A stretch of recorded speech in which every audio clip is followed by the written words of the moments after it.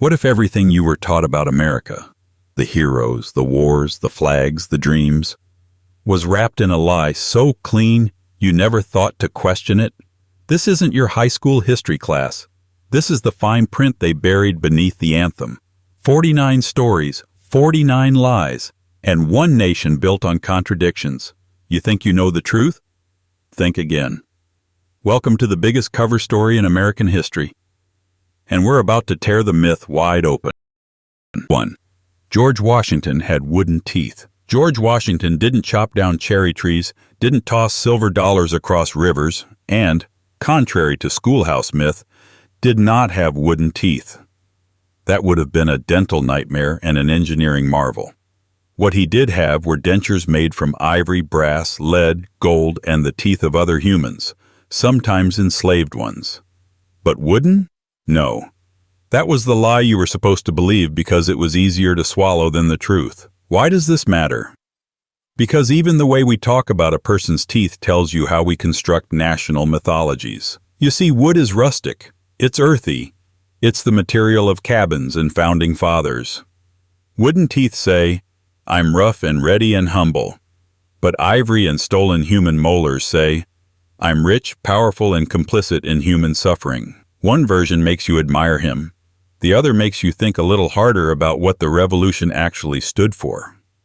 And who it stood on. Washington's dental struggles were real. He started losing his teeth in his 20s, which may or may not be karma for living in an era of mercury-laced medicine and rum-based toothpaste. But the larger question is, why was this lie so sticky? Why teach a generation of kids about tooth timber instead of confronting the grotesque reality that America's first president literally bore the marks of human exploitation in his smile? The answer is image control. The wooden teeth story is like the powdered wig of historical memory.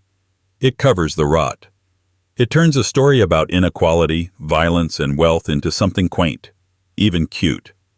And we love our lies to be cute. That's why they last. And speaking of cute lies, let's talk about God. 2. The Founding Fathers wanted a Christian nation. Ask most people what the United States was founded on, and they'll toss you something about Judeo-Christian values, like those were written into the Constitution with a quill dipped in holy water. But when you look at the Founding Fathers, really look, what you find is a messy cocktail of deism, Enlightenment philosophy, skepticism, and a deep suspicion of organized religion. Washington rarely mentioned Jesus. Jefferson rewrote the New Testament with all the miracles and divinity removed, calling it a dunghill from which he extracted diamonds. Adams was wary of clerical power. Franklin was Franklin. And Madison? Madison helped write the First Amendment's separation of church and state, and he meant it. The founders weren't atheists, but they weren't evangelicals either. Most were deists, believers in a distant clockmaker God who wound up the universe and then left it alone, probably out of disappointment. They were allergic to religious interference in politics. In fact, the Constitution doesn't mention God at all. Not once. That wasn't an oversight. It was a statement. So how did we get here? Where public schools are sued for teaching evolution, presidential campaigns hinge on church attendance, and political candidates invoke divine destiny like they're casting a biblical reboot of the West Wing? Short answer, time, trauma, and political expedience. The Civil War, the Cold War, 9/11, all moments when national identity needed to feel anchored. And what better anchor than an omnipotent one? But that anchor drags, because when you mythologize your founders as crusaders for Christianity, you erase their real fight, the one against tyranny, religious or otherwise. Still, nothing sells like the idea of divine favor, especially when you're trying to sell a revolution. Which brings us to the next well-packaged fairy tale. 3. The American Revolution was about freedom for everyone. Cue the fifes and drums, the powdered wigs, the stirring speeches about liberty ringing from sea to shining sea. Except if you were a woman, an enslaved person, an indigenous American, or a loyalist, the only thing that rang was the sound of doors slamming shut. Freedom for all was the marketing slogan. The actual product? Freedom for wealthy white men who owned land. The rest got varying degrees of silence, servitude, or smallpox. Let's break it down. Women were political non-entities. Enslaved people were currency. Indigenous nations were obstacles. And loyalists? Tens of thousands were tarred, feathered, and exiled. The revolution wasn't some egalitarian explosion. It was a rebranding. New management. Same hierarchy. Even when enslaved people tried to fight for freedom, sometimes by joining the British who offered them emancipation, they were demonized as traitors. And after the war, many were re-enslaved or abandoned. So much for liberty. But here's the trick. If you say freedom enough times, people stop asking what you mean. And if you say for everyone, they forget to check the fine print. The American Revolution created a mythology of universal emancipation wrapped around a reality of selective inclusion. This myth still echoes today. It's why freedom is shouted on bumper stickers but whispered in policy rooms. It's why protests for basic rights are called unpatriotic. Because when a lie is baked into your national origin story, telling the truth starts to look like betrayal. But betrayal isn't always what it seems. Just ask Paul Revere. 4. Paul Revere shouted, "The British are coming!" If Paul Revere had actually galloped through the streets of Massachusetts yelling, "The British are coming," he would have been arrested immediately, or at least politely shot. Because at the time, everyone in the colonies still considered themselves British. And shouting in the dead of night wasn't exactly smart espionage. The real story is subtler, sneakier, and far less cinematic. Revere was part of a network of writers, plural, spreading news that British regulars were mobilizing, not the British, because, again, that would have been like warning that the Americans are coming in downtown Chicago. Also, he didn't yell. Revere was on a stealth mission, not auditioning for a Broadway musical. So where did the screaming horseman myth come from? One word, Longfellow. In 1861, on the brink of the Civil War, poet Henry Wadsworth Longfellow wrote a dramatic, wildly inaccurate version of Revere's ride.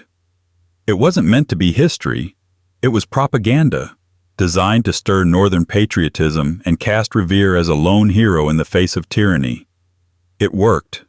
Too well, because once that image took hold, the lone rider, the midnight cry, the urgency of freedom, it became impossible to shake. It didn't matter that Revere was captured, or that two other men, William Dawes and Samuel Prescott, also rode that night, and Prescott was the one who actually finished the mission. But American mythology has little patience for ensemble casts. We like our heroes clean, solitary, and shouting. The truth is quieter, less flattering. It's about coordination, anonymity, and unsung logistics. But that doesn't look good on a postage stamp. And yet, if the myth of Paul Revere is loud and wrong, it raises the question, what else was history whispering while the poets were shouting? Like, say, the Declaration of Independence. 5. The Declaration of Independence ended slavery. It's a beautifully written breakup letter. All men are created equal, Jefferson wrote, with the steady hand of a man who owned over 600 human beings across his lifetime. The contradiction wasn't subtle. It was foundational. The Declaration didn't end slavery. It didn't even mention it. At least, not in the final draft. Jefferson's original version actually included a section condemning King George III for allowing the slave trade. It painted the king as a tyrant for violating human rights. Bold, coming from a guy who benefited directly from the system he was pretending to scold. But Congress cut that part. Why? Because they knew the new United States weren't that united, especially on slavery. Southern colonies weren't about to sign a document that criticized their cash cow. And Northern merchants weren't keen on disrupting their profits either. So the anti-slavery paragraph? Gone. Edited out like a bad subplot. What remained was a soaring ideal about equality, written by men who built their wealth on inequality, a sentence that launched 1,000-term papers, while its original author kept humans in bondage until the day he died. And still, we teach it like gospel. Like the ink itself liberated people. like those elegant phrases had the power to free, rather than the power to delay freedom for generations. It would take another 89 years, and a civil war, to legally abolish slavery. But even then, the ghosts of that compromise haunted the country. Because when your founding document skips over the biggest moral atrocity of the era, it leaves a silence that screams louder than any midnight ride. And speaking of screams, let's talk about one of the loudest marketing stunts in revolutionary history. 6. The Boston Massacre was a brutal slaughter. Imagine a cold night in 1770. A crowd of angry colonists hurls snowballs, oyster shells, and insults at a line of British soldiers. Tensions rise. Voices shout. Someone throws a club. A musket fires. Then another. When the smoke clears, 5 colonists are dead. That was the Boston Massacre. Now, 5 deaths are 5 too many. But this wasn't the bloodbath that the name suggests. It wasn't a massacre in the way we use the word today. It was a chaotic confrontation, not a one-sided execution. The soldiers claimed self-defense, and in a twist of irony, John Adams, future president and founding father, defended them in court. Successfully. Adams called Boston's agitators a mob. He argued the soldiers had been provoked, and the jury agreed. Most of the soldiers were acquitted. Adams didn't do it because he loved the British. He did it because he believed law mattered more than rage. But that didn't stop Paul Revere, yes, him again, from creating an engraving that showed soldiers firing in perfect unison, mowing down helpless colonists. Blood everywhere. A visual lie that spread faster than any eyewitness account. Why? Because the revolution needed a martyr moment. It needed outrage. It needed the colonies to feel like they were under siege by a foreign monster. And the best way to do that? Turn a street fight into a symbol of tyranny. The engraving became gospel. School children memorized the names of the dead. Crispus Attucks, the first to fall, was hailed as a hero, even though few actually knew what role he played that night. The truth was less tidy. A volatile crowd, frightened soldiers, and a spark no one could control. But myths don't grow in nuance. They grow in fire. And that fire was used to light the fuse of rebellion. A rebellion that would later be praised as democracy's dawn. Even though, ironically, it wasn't. 7. America was founded on democracy. Let's get one thing straight. America was not founded as a democracy. It was founded as a limited republic, engineered by and for a very specific class of people, namely, white, landowning men. Democracy, as we think of it today, universal suffrage, majority rule, equal say, was more of an afterthought. A late-stage patch, a feature added in beta. And even then, it's never worked quite like the brochure promised. The Constitution doesn't contain the word democracy. That's not an accident. The founders were deeply suspicious of mob rule, or as they saw it, too much input from the unwashed masses. They built a system with layers of filtration: the Electoral College, the Senate, staggered terms, indirect elections. It was designed to slow things down, to keep power in the hands of those who were educated and responsible, meaning wealthy, property-holding men who conveniently looked just like them. Women? No vote? Enslaved people?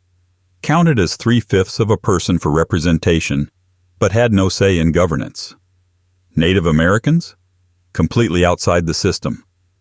Poor white men? Often excluded too. This wasn't democracy. It was aristocracy with better branding. But here's the thing. Once you plant the seed of freedom, it grows in strange ways. Over time, disenfranchised groups started asking annoying questions like, "What about us?" And each wave of democratic expansion, abolition, suffrage, civil rights, chipped away at the original design. Of course, every time democracy tried to grow, someone was there with pruning shears, voter suppression, gerrymandering, poll taxes, ID laws, literacy tests, Jim Crow, mass incarceration. And now, modern digital disinformation campaigns designed to confuse voters into apathy. We talk about democracy like it's air, freely available, clean, and shared by all. But it's always been more like a gated community, with an ever-changing guest list. Yet the myth persists.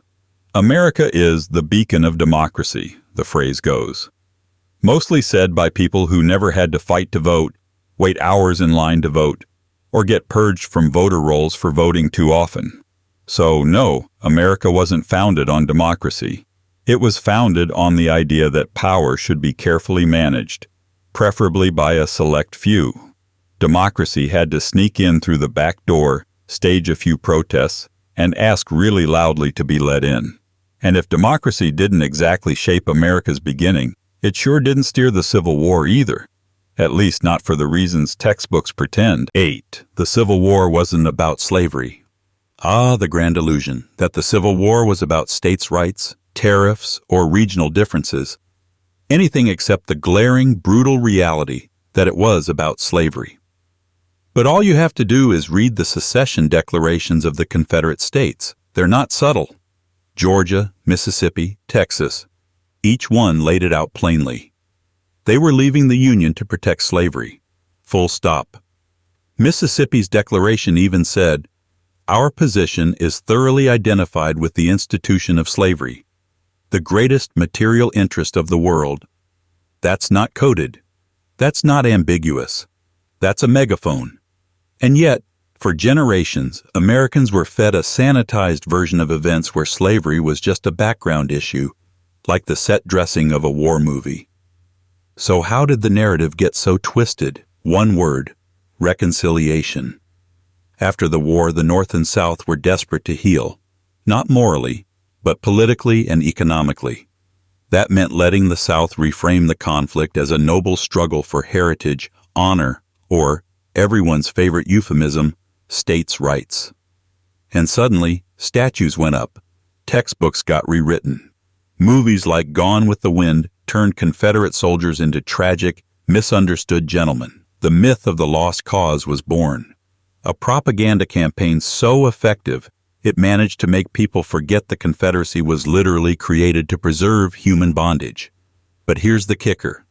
The Confederates knew it was about slavery, and so did the Union. Lincoln himself said in 1862, "If I could save the Union without freeing any slave, I would do it." He didn't say that because he liked slavery. He hated it. But because he knew the politics were complex and the country divided. Still, when push came to shove and the war dragged on, slavery became the moral and strategic center of the conflict. The Emancipation Proclamation wasn't just a policy. It was a turning point. And yet, to this day, people will argue, often loudly and with flags, that slavery was just a part of the war, like a footnote. But when a house burns down, you don't say the fire was just a part of the collapse. You call it what it was, the cause. And speaking of causes people like to misremember, let's talk about the myth of the honorable general who didn't really believe in slavery. 9. Robert E. Lee was against slavery. Robert E. Lee, the Marble Man, the tragic hero of Southern nostalgia, the reluctant warrior who fought for his homeland, not for slavery, or so the story goes. But strip away the sepia-toned filter, and what you're left with is a deeply committed defender of the slave-owning status quo. Lee didn't oppose slavery.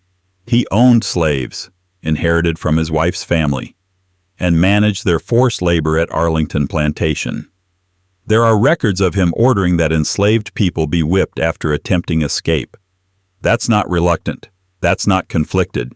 That's participation. And while some defenders argue he once called slavery a moral and political evil, they leave out the next part. He also said it was a greater evil to white people than to black people, and that God would end it in his own time. Translation? It's bad, but don't do anything about it. When Virginia seceded, Lee was offered command of the Union Army. He declined, claiming he couldn't fight against his home state. But he had no problem fighting for the Confederacy, a government explicitly formed to protect slavery. The idea that he was just honoring local loyalty is a convenient excuse. He wasn't drafted. He chose. And after the war, Lee didn't exactly become an abolitionist. He opposed giving black people the right to vote, saying it would lead to injury to themselves. He accepted defeat, yes. He promoted peace, yes. But he never repented for defending a system that reduced humans to property. So where did this myth of the noble anti-slavery general come from? From decades of post-war myth-making, the same lost cause narrative that painted the Civil War in romantic hues. Statues went up, schools were named after him. His image was sanitized until he became a symbol of gentility, rather than someone who literally fought to keep other people in chains. But the truth is stubborn, and no amount of marble can mute the reality of Lee's choices. Still, if you think his legacy is complicated, wait until you see what they did with Lincoln's. 10. The Emancipation Proclamation freed all the slaves.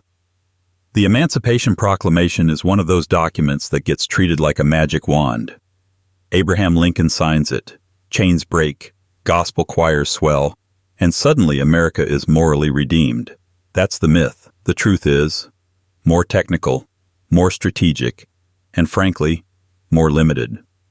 Issued on January 1, 1863, the Emancipation Proclamation did not free all enslaved people.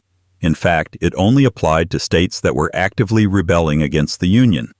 That means it didn't touch slavery in border states like Kentucky, Missouri, Maryland, and Delaware, all of which remained loyal to the Union and still held enslaved populations. It also excluded areas in Confederate territory already under Union control. So in practice, the proclamation freed people in places where the U.S. government had no immediate power to enforce it. Think about that. It was a proclamation made to people who weren't going to listen, in places where Union soldiers couldn't enforce it, while carefully leaving untouched the areas where they could have acted.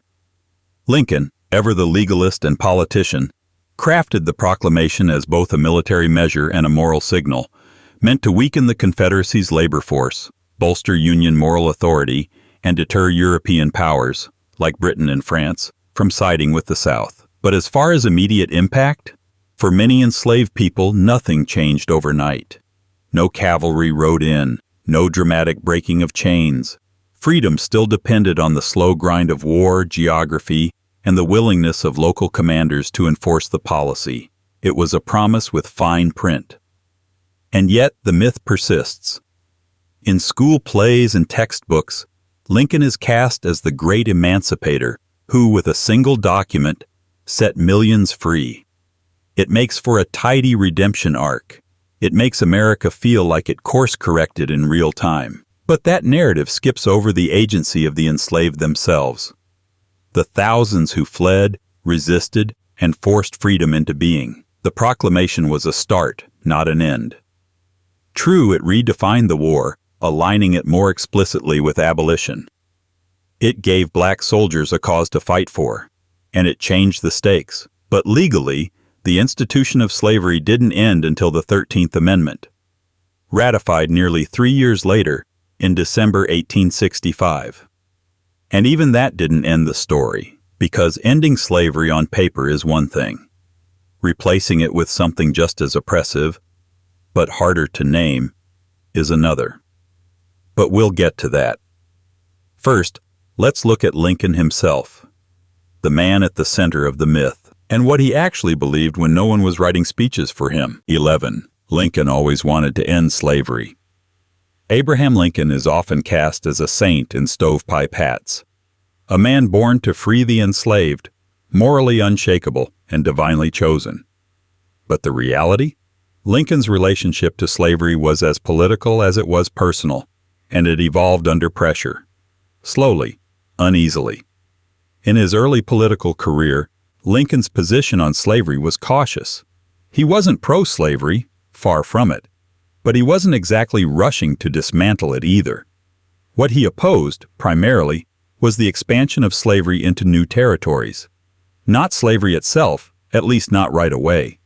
In fact, he often said he had no intention to interfere with slavery in states where it already existed. Why? Because Lincoln believed that maintaining the Union was paramount. Slavery to him was a moral issue, yes, but a constitutional and political dilemma first. And early on, he thought colonization might be the solution, relocating freed black people to Africa or Central America, as if the real problem was proximity, not injustice. That idea didn't come out of nowhere. It had political traction at the time.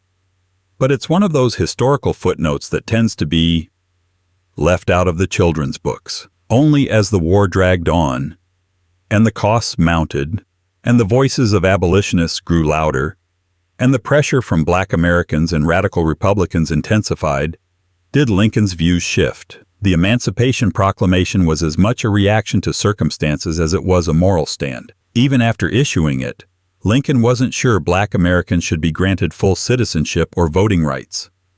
In one infamous quote from 1858 during a debate with Stephen Douglas, Lincoln said he was not in favor of bringing about in any way the social and political equality of the white and black races. That wasn't a misquote. It was a reflection of the uncomfortable truth that Lincoln's greatness lies not in his early views, but in his capacity to change them. And he did change. By 1865, he supported limited black suffrage. He welcomed black soldiers into the Union Army. His second inaugural address acknowledged the deep moral stain of slavery. He had come a long way, not as a messiah, but as a man pushed by history, grief, necessity, and the will of those whose voices history tried to forget. So no, Lincoln didn't always want to end slavery. But perhaps that makes his transformation more meaningful, because it wasn't predestined. It was earned in the harshest crucible imaginable. But transformation alone couldn't save the post-war era, because the dream of freedom collided with something stronger, organized resistance. 12. Reconstruction failed because freed people weren't ready. This lie is like a rotting floorboard beneath the story of American progress. It creaks quietly in the background of history books, built into phrases like, "They weren't prepared," "They needed guidance," or "It was too much too fast." The implication is that the failure of Reconstruction, the chaotic, violent aftermath of the Civil War, was due to the incompetence or unreadiness of formerly enslaved people, not the violence that greeted them, not the betrayals that followed. But here's the truth. Freed people were more than ready. They opened schools, held office, started businesses, built churches, formed communities. They voted in massive numbers. They wanted land, rights, safety, and a stake in the country they'd helped build. What they got instead was a tidal wave of white supremacist backlash, both violent and systemic. Reconstruction didn't fail because black Americans were unprepared. It failed because white Americans, North and South, chose to abandon it. Southern elites sabotaged progress at every turn, forming groups like the Ku Klux Klan to terrorize black voters and politicians. Northern politicians, weary of the fight and eager to reunite with Southern power brokers, turned away. The Compromise of 1877, a backroom deal to resolve a disputed election, pulled federal troops out of the South and effectively ended Reconstruction. That wasn't a natural collapse. It was a strategic surrender. What followed was nearly a century of Jim Crow laws, voter suppression, racial terror, and economic exploitation. And for decades, the lie persisted, that Reconstruction failed on its own because black Americans weren't quite ready for the responsibilities of citizenship. It's the historical equivalent of blaming a storm victim for not building a better house while someone's actively burning it down. And just to make sure this twisted narrative stuck, textbooks in the 20th century, especially in southern states, told children that Reconstruction was a tragic era of chaos and corruption. They erased black agency, smeared black legislators, and elevated Confederate revisionism. The lie became part of the curriculum. But here's the real tragedy. Reconstruction wasn't a failure of the freed, it was a failure of the country to protect them. A failure of promises made but not kept. And once that lie was baked into the national story, it opened the door to even bigger distortions, like the idea that some black Americans fought for the Confederacy willingly. 13. Black Confederate soldiers fought willingly for the South. This one is a favorite among apologists, amateur historians, and internet comment sections. The image of loyal Black Confederate soldiers fighting shoulder to shoulder with their white masters for states' rights. It's a comforting story. For the people who need comforting anyway. Because if Black men fought voluntarily for the Confederacy, it means maybe the South wasn't fighting to preserve slavery. Maybe it was just complicated. Maybe everyone was complicit, and no one was really guilty. That's the narrative, and it's false. The reality is far less cinematic. There's no credible evidence of organized voluntary Black combat units fighting for the Confederacy. What did exist were tens of thousands of enslaved laborers forced to build fortifications, cook meals, haul supplies, and tend to wounded soldiers, all under duress. They were coerced labor, not comrades in arms. Calling them soldiers is like calling prisoners construction volunteers. The Confederate government explicitly prohibited the arming of Black men for nearly the entire war.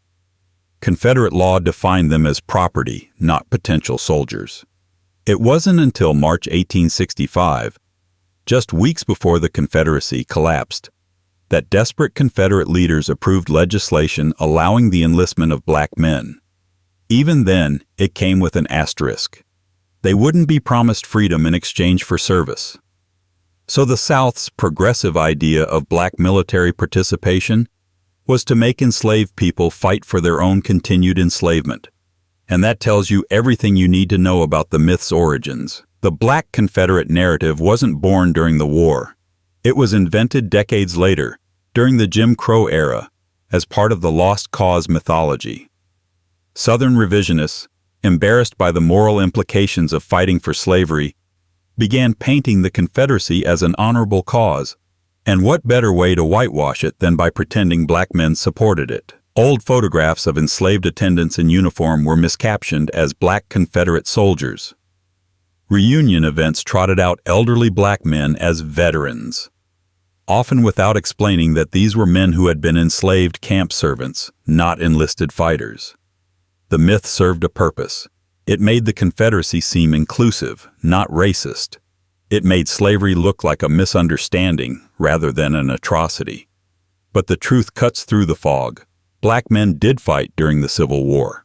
For the Union. Over 180,000 enlisted in the U.S. colored troops, many of them formerly enslaved. They fought not for states' rights, but for survival, for family, for the possibility of freedom that had always been denied them. Their courage was real, their agency undeniable, and their story has been overshadowed for generations by this cynical rewrite of history. The lie of the Black Confederate soldier isn't just historical inaccuracy, it's a deliberate act of moral laundering. It turns oppressors into heroes and victims into props. And the reason it sticks is because people are still uncomfortable facing the truth, that the Confederacy existed to preserve slavery, and nothing more noble than that. But even after slavery's end, freedom remained elusive, and for many, its arrival was delayed, literally. Which brings us to the holiday that was never supposed to be needed in the first place. 14. Juneteenth was when slavery officially ended. Juneteenth is often called America's Second Independence Day, a day of joy, music, and reflection. But beneath the celebration lies a contradiction. It commemorates freedom that was delayed, justice that had to travel by word of mouth, and a lie, or at least a massive omission, that lasted far too long. On June 19, 1865, Union General Gordon Granger arrived in Galveston, Texas, to announce General Order No. 3, that all enslaved people in Texas were now free, in accordance with the Emancipation Proclamation. The order came 2.5 years after Lincoln had signed that document. Texas, isolated and largely untouched by the Union Army, had simply ignored it. Plantation owners knew about emancipation. They just chose not to mention it. The war was over. The South had surrendered. But enslaved people in Texas were still in bondage because no one told them otherwise. So Juneteenth wasn't the day slavery ended. It was the day the news finally arrived. And it wasn't even the final chapter. Because slavery, as a legal institution, didn't die until the 13th Amendment was ratified on December 6, 1865. Even then, that amendment contained its own loophole, the infamous except as punishment for crime clause, which paved the way for convict leasing and mass incarceration. Juneteenth was never about instant liberation. It was about recognition delayed, a nation so vast and divided that some of its people could be freed on paper but still enslaved in practice. The day became sacred not because of what happened, but because of what didn't happen soon enough. For generations, Juneteenth existed quietly, celebrated mostly in black communities across the South, dismissed or ignored elsewhere. It wasn't until the late 20th century that it gained broader recognition, and not until 2021 that it became a federal holiday. The irony is sharp.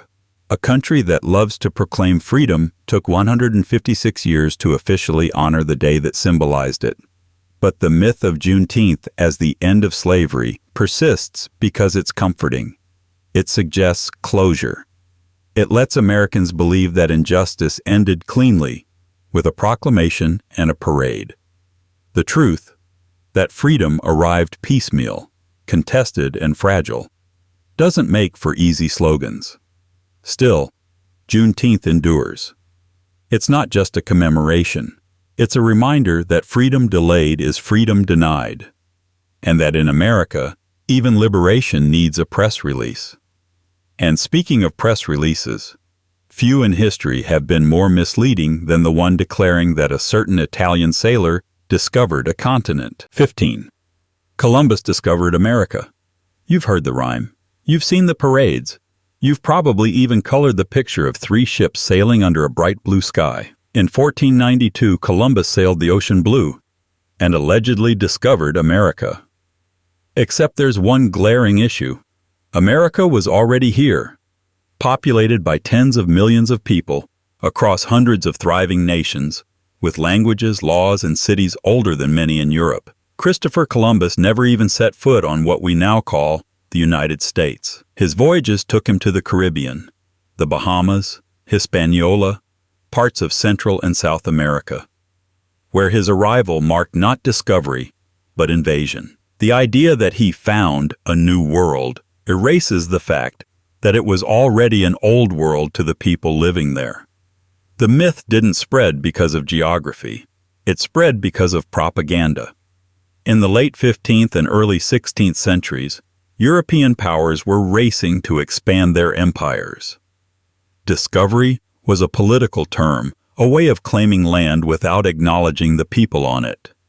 The doctrine of discovery, backed by the Catholic Church, declared that any land not ruled by Christians was open for conquest. Columbus wasn't just a navigator. He was a brand ambassador for imperial entitlement. So why celebrate him? Because nations need heroes, not nuance. Columbus became the perfect symbol for 19th century America, especially among Italian immigrants seeking a cultural foothold in a country that despised them. In 1892, to mark the 400th anniversary of his voyage, President Benjamin Harrison encouraged public celebrations to promote patriotism. Thus, Columbus Day was born, a myth-making event disguised as a holiday. Of course, the real legacy of Columbus isn't discovery. It's the chain reaction he set off: colonization, exploitation, and centuries of devastation for indigenous peoples. But that's a harder story to put on a parade float. So instead, we got the sanitized version: brave sailor, noble mission, accidental hero. Today, the myth is finally unraveling. Many cities have replaced Columbus Day with Indigenous Peoples Day, recognizing that history's discoveries often came at someone else's disappearance. It's a long overdue correction, not to rewrite the past, but to stop pretending that its myths were ever neutral. Because if we keep calling conquest discovery, we'll never understand what was actually lost, or what was never ours to begin with. And speaking of things America claims to stand for but didn't quite deliver, let's talk about religious freedom. 16. The Pilgrims came for religious freedom. They came for religious freedom, just not yours. That's the lie we wrap in construction paper every November in elementary schools. the image of humble pilgrims braving the Atlantic for the noble cause of liberty of conscience. A group so devout, so determined, they'd risk starvation, disease, and exile just to worship freely. Cue the feathers, the handprint turkeys, and the papier-mâché hats. But the truth is both more interesting and less flattering. The Pilgrims didn't believe in religious freedom as a universal principle. They believed in their own religious dominance. They were English separatists, radical Puritans, who felt the Church of England was too corrupt, too Catholic, and too worldly. So yes, they left England, first to the Netherlands, then to the New World. But they didn't come to build a land of pluralism. They came to build a theocracy. One religion, their religion. No exceptions. And they enforced it. Harshly. Early colonial laws in Plymouth and Massachusetts Bay mandated church attendance, punished dissenters, and exiled or executed those who challenged doctrinal authority. Quakers were banished. Unitarians were silenced. Catholics were treated with suspicion. And Anne Hutchinson? She was tried and kicked out for the crime of holding unauthorized Bible study groups. That's the kind of freedom the Pilgrims had in mind. So where did this myth come from? The one where they're painted as proto-liberals yearning for a Bill of Rights? It started with later generations of Americans who wanted to create a usable past. In the 19th century, especially during a wave of Catholic immigration, Protestant writers leaned hard into the idea of the Pilgrims as liberty's founding saints, defenders of free worship and moral order. The Mayflower Compact was rebranded as a proto-constitution. Thanksgiving was promoted as a national symbol of unity. The real, complex history was scrubbed clean. Ironically, the same people who once denied religious freedom in their colonies became the symbols of religious freedom in the national story. That's the thing about American mythology. It turns sermons into slogans. But this isn't just a historical footnote. The legacy of selective freedom lives on. In modern debates over religious liberty, there's often an unspoken asterisk. Freedom for some, not all. The spirit of the Puritans lingers. In courtroom battles, in political rhetoric, in the idea that real religious belief looks a certain way. And as we'll see, the lie of unity extends far beyond the Pilgrims' pews, all the way to a mythical dinner table where enemies supposedly broke bread together. But, as always, the invite list tells a different story. 17. Thanksgiving was a peaceful meal of unity. Ah yes, the great national potluck. Pilgrims and Wampanoag Indians sitting around a table, passing corn and cranberry sauce, toasting peace and cooperation. That's the image most Americans grew up with, Thanksgiving as a kind of historical group hug. But like most hugs in history, this one is a little forced. There was a meal in 1621. That part is true. The Wampanoag and the Plymouth colonists did share food after a successful harvest. But the context is everything. This wasn't a casual dinner party.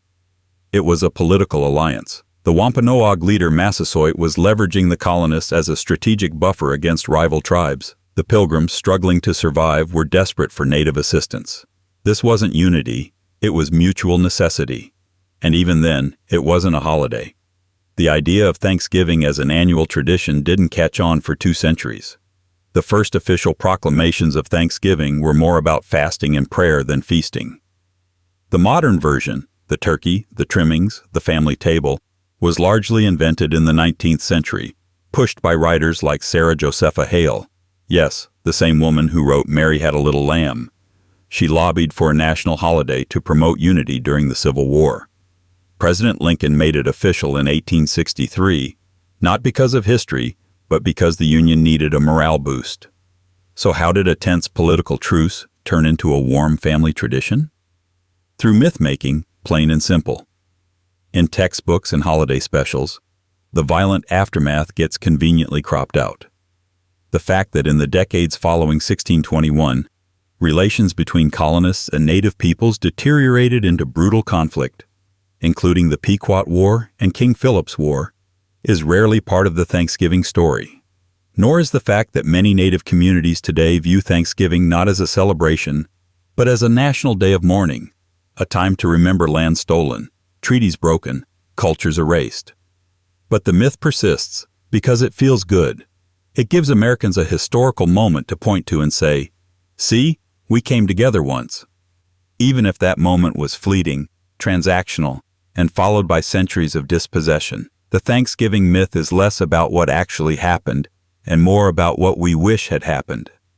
It's a fairy tale told around a table, not to honor the truth, but to feel better about ignoring it.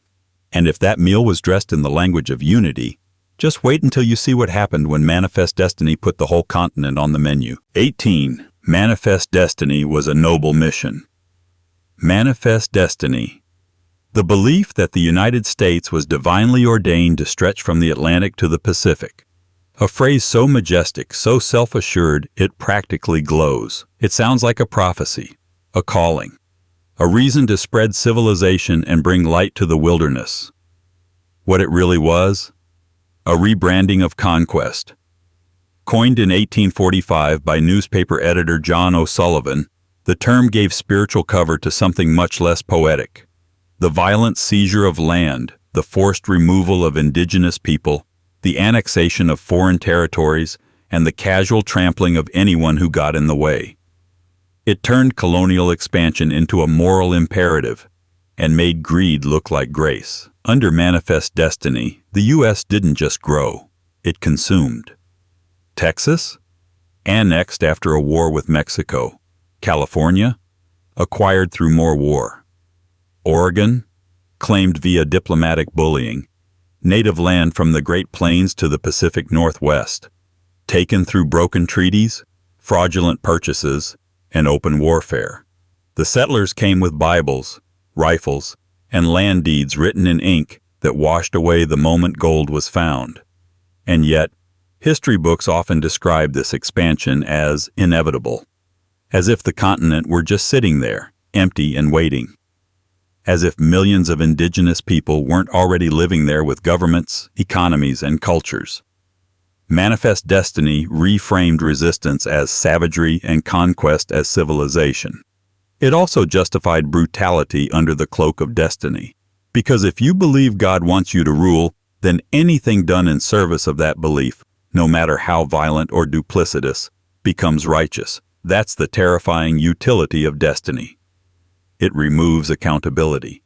And we still feel its effects. The American impulse to see expansion, dominance, and intervention as natural, even altruistic, didn't end at the Pacific. It traveled abroad, into Latin America, Southeast Asia, and the Middle East. Wherever we go, we bring the belief that history bends toward us. But what if Manifest Destiny wasn't destiny at all? What if it was a choice? One made repeatedly, with full knowledge of who would be displaced, who would be erased, and who would be left to tell a sanitized version of events.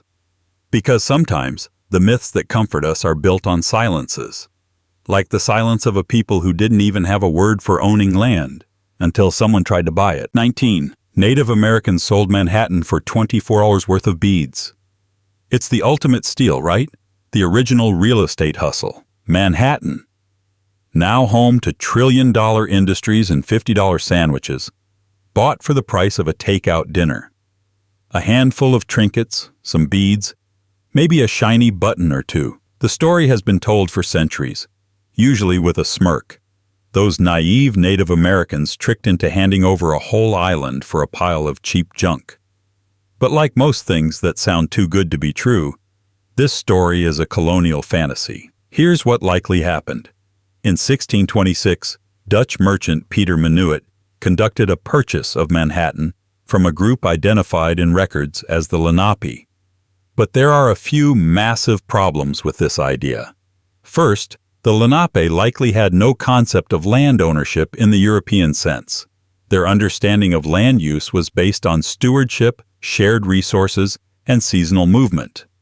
So to them, the Dutch may have been asking to share use of the land, not to own it outright. Second, there's serious historical debate over whether the group who made the deal even had the authority to sell Manhattan in the first place. It's possible the Dutch negotiated with the wrong people, a rival band or simply opportunists. and that the actual inhabitants of the island didn't agree to anything. Imagine renting out your neighbor's house while they're on vacation, then claiming you bought it. And as for the price, the infamous $24 worth of beads comes from a misinterpretation of a Dutch record that described the payment as 60 guilders worth of trade goods. That could have included cloth, kettles, tools, and other goods. Still a lopsided exchange, but not the comic-level scam the myth implies. Translating that into beads was a 19th century flourish, designed to make the story more colorful, and the native people seem more foolish. But why has this myth lasted so long? Because it serves a purpose. It casts European colonizers as savvy, enterprising, and clever, while painting native people as gullible and passive. It justifies colonization by suggesting the land was freely given, as if conquest came wrapped in a gift receipt. In reality, what followed was displacement, disease, and war. The Lenape didn't vanish because they made a bad deal. They were pushed, erased, and eventually forced westward. And today, there is no federally recognized Lenape land in Manhattan, or anywhere in New York. So no, Manhattan wasn't bought fair and square. It was claimed through confusion, cultural misunderstanding, and ultimately, force. The beads are just a distraction, a shiny object meant to obscure the loss underneath. And if you think that loss happened only through trade or treaties, buckle up. Because the real cause of mass native death didn't come from bullets or bargains, but from something much smaller and far deadlier. 20. Native Americans were wiped out by warfare alone. If you were taught that the American frontier was a battlefield, colonists versus hostile tribes, arrows flying, muskets blazing, you're not alone. It's the classic Wild West script. Noble settlers fending off violent natives in a clash for survival. But that version of history leaves out the real killer. And it wasn't war. It was disease. When Europeans arrived in the Americas, they didn't just bring ships and steel. They brought smallpox, measles, influenza, typhus, and more, pathogens that indigenous populations had never encountered. The result was catastrophic. In some regions, up to 90% of the native population died within a century of first contact. Entire communities vanished before settlers ever laid eyes on them. The landscape was already scarred by invisible waves of death. These weren't deliberate acts of biological warfare, at least not at first. They were the tragic consequence of two ecosystems colliding. Europeans, exposed for generations to densely populated cities and domesticated animals, carried immunities that indigenous people simply didn't have. So when a single infected person stepped ashore, the effect was the equivalent of dropping a viral bomb. Think about what that does to a civilization. Leaders die. Elders vanish. Oral traditions are broken. Social cohesion collapses. Fields go untended. Children are orphaned. The ability to resist, culturally, politically, militarily, evaporates. And yet, this silent apocalypse is rarely centered in the story. Why? Because warfare makes colonization look heroic. Disease makes it look tragic. There's no glory in microbes. There's no drama in fever and coughing. And it's easier to justify taking land if you believe its previous inhabitants lost it in battle, rather than were wiped out before they even knew there was a fight. Later, of course, there was war. Plenty of it. Native resistance was fierce, strategic, and resilient. But by then, the numbers were already devastated. Entire nations had been reduced to scattered survivors, and the colonists, emboldened by religious destiny and economic hunger, pressed the advantage. So no, Native Americans weren't conquered in the way movies show. They were first undone by things they couldn't see, and had no defense against. The diseases did what no army could have managed on its own. And just when they thought they might survive that catastrophe, a new policy arrived, one that would force them to move, walk, and die for someone else's idea of progress. 21. The Trail of Tears was voluntary resettlement. The phrase Trail of Tears evokes sorrow, yes, but also a strange kind of detachment. It sounds like the name of a tragic poem or a sad footnote. What it was, in fact, was a forced displacement of tens of thousands of native people from their ancestral lands, carried out by the U.S. government under the false pretense of negotiation and voluntary migration. In the 1830s, the federal government, led by President Andrew Jackson, enacted the Indian Removal Act, a law that authorized the relocation of native tribes from the southeastern United States to lands west of the Mississippi. The justification? Supposedly to protect native communities from encroaching settlers. The reality? To open up millions of acres of fertile land for white farmers, particularly for the booming cotton economy. Tribes like the Cherokee, Creek, Chickasaw, Choctaw, and Seminole were pressured, often through fraud, intimidation, and bogus treaties, into signing removal agreements. When persuasion failed, force followed. The Cherokee famously fought removal all the way to the Supreme Court, which ruled in their favor in Worcester versus Georgia. But Jackson allegedly scoffed at the ruling and moved ahead anyway, with state and federal troops at his back. Between 1830 and 1850, an estimated 100,000 Native Americans were uprooted. The Cherokee's 1838 removal, the most well-known, saw thousands die from exposure, disease, and starvation during their forced march to what is now Oklahoma. They weren't walking toward opportunity. They were being expelled from their homelands under armed guard. And yet, for decades, textbooks framed this event as a migration, as if it were a difficult but noble choice, as if it were voluntary. But let's be clear. The Trail of Tears was not about relocation. It was about removal. Engineered, deliberate, and rooted in greed. The government knew the journey would be deadly. It simply didn't care. Even after arriving in the so-called Indian Territory, the hardship didn't end. The promised land was often poor, disease-ridden, and already occupied by other tribes. The social and political trauma was generational. Entire cultures were fragmented. Memory itself became scattered across a trail lined with unmarked graves.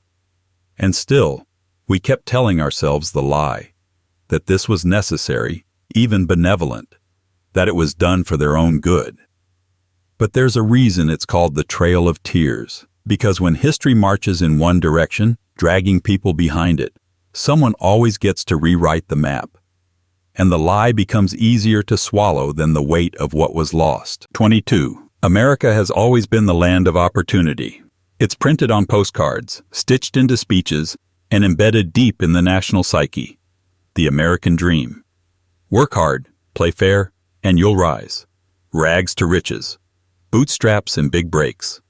The land of opportunity, where anyone, regardless of background, can become anything. But that dream, as many have discovered, comes with a lot of fine print. The idea that America has always been the land of opportunity is not just an exaggeration. It's a strategic narrative. A story told loud enough to drown out the exceptions. Because for millions, the American dream has always felt like a private club with an open to the public sign taped over the door. Take slavery for starters. For centuries, millions of Black Americans weren't allowed to pursue opportunity.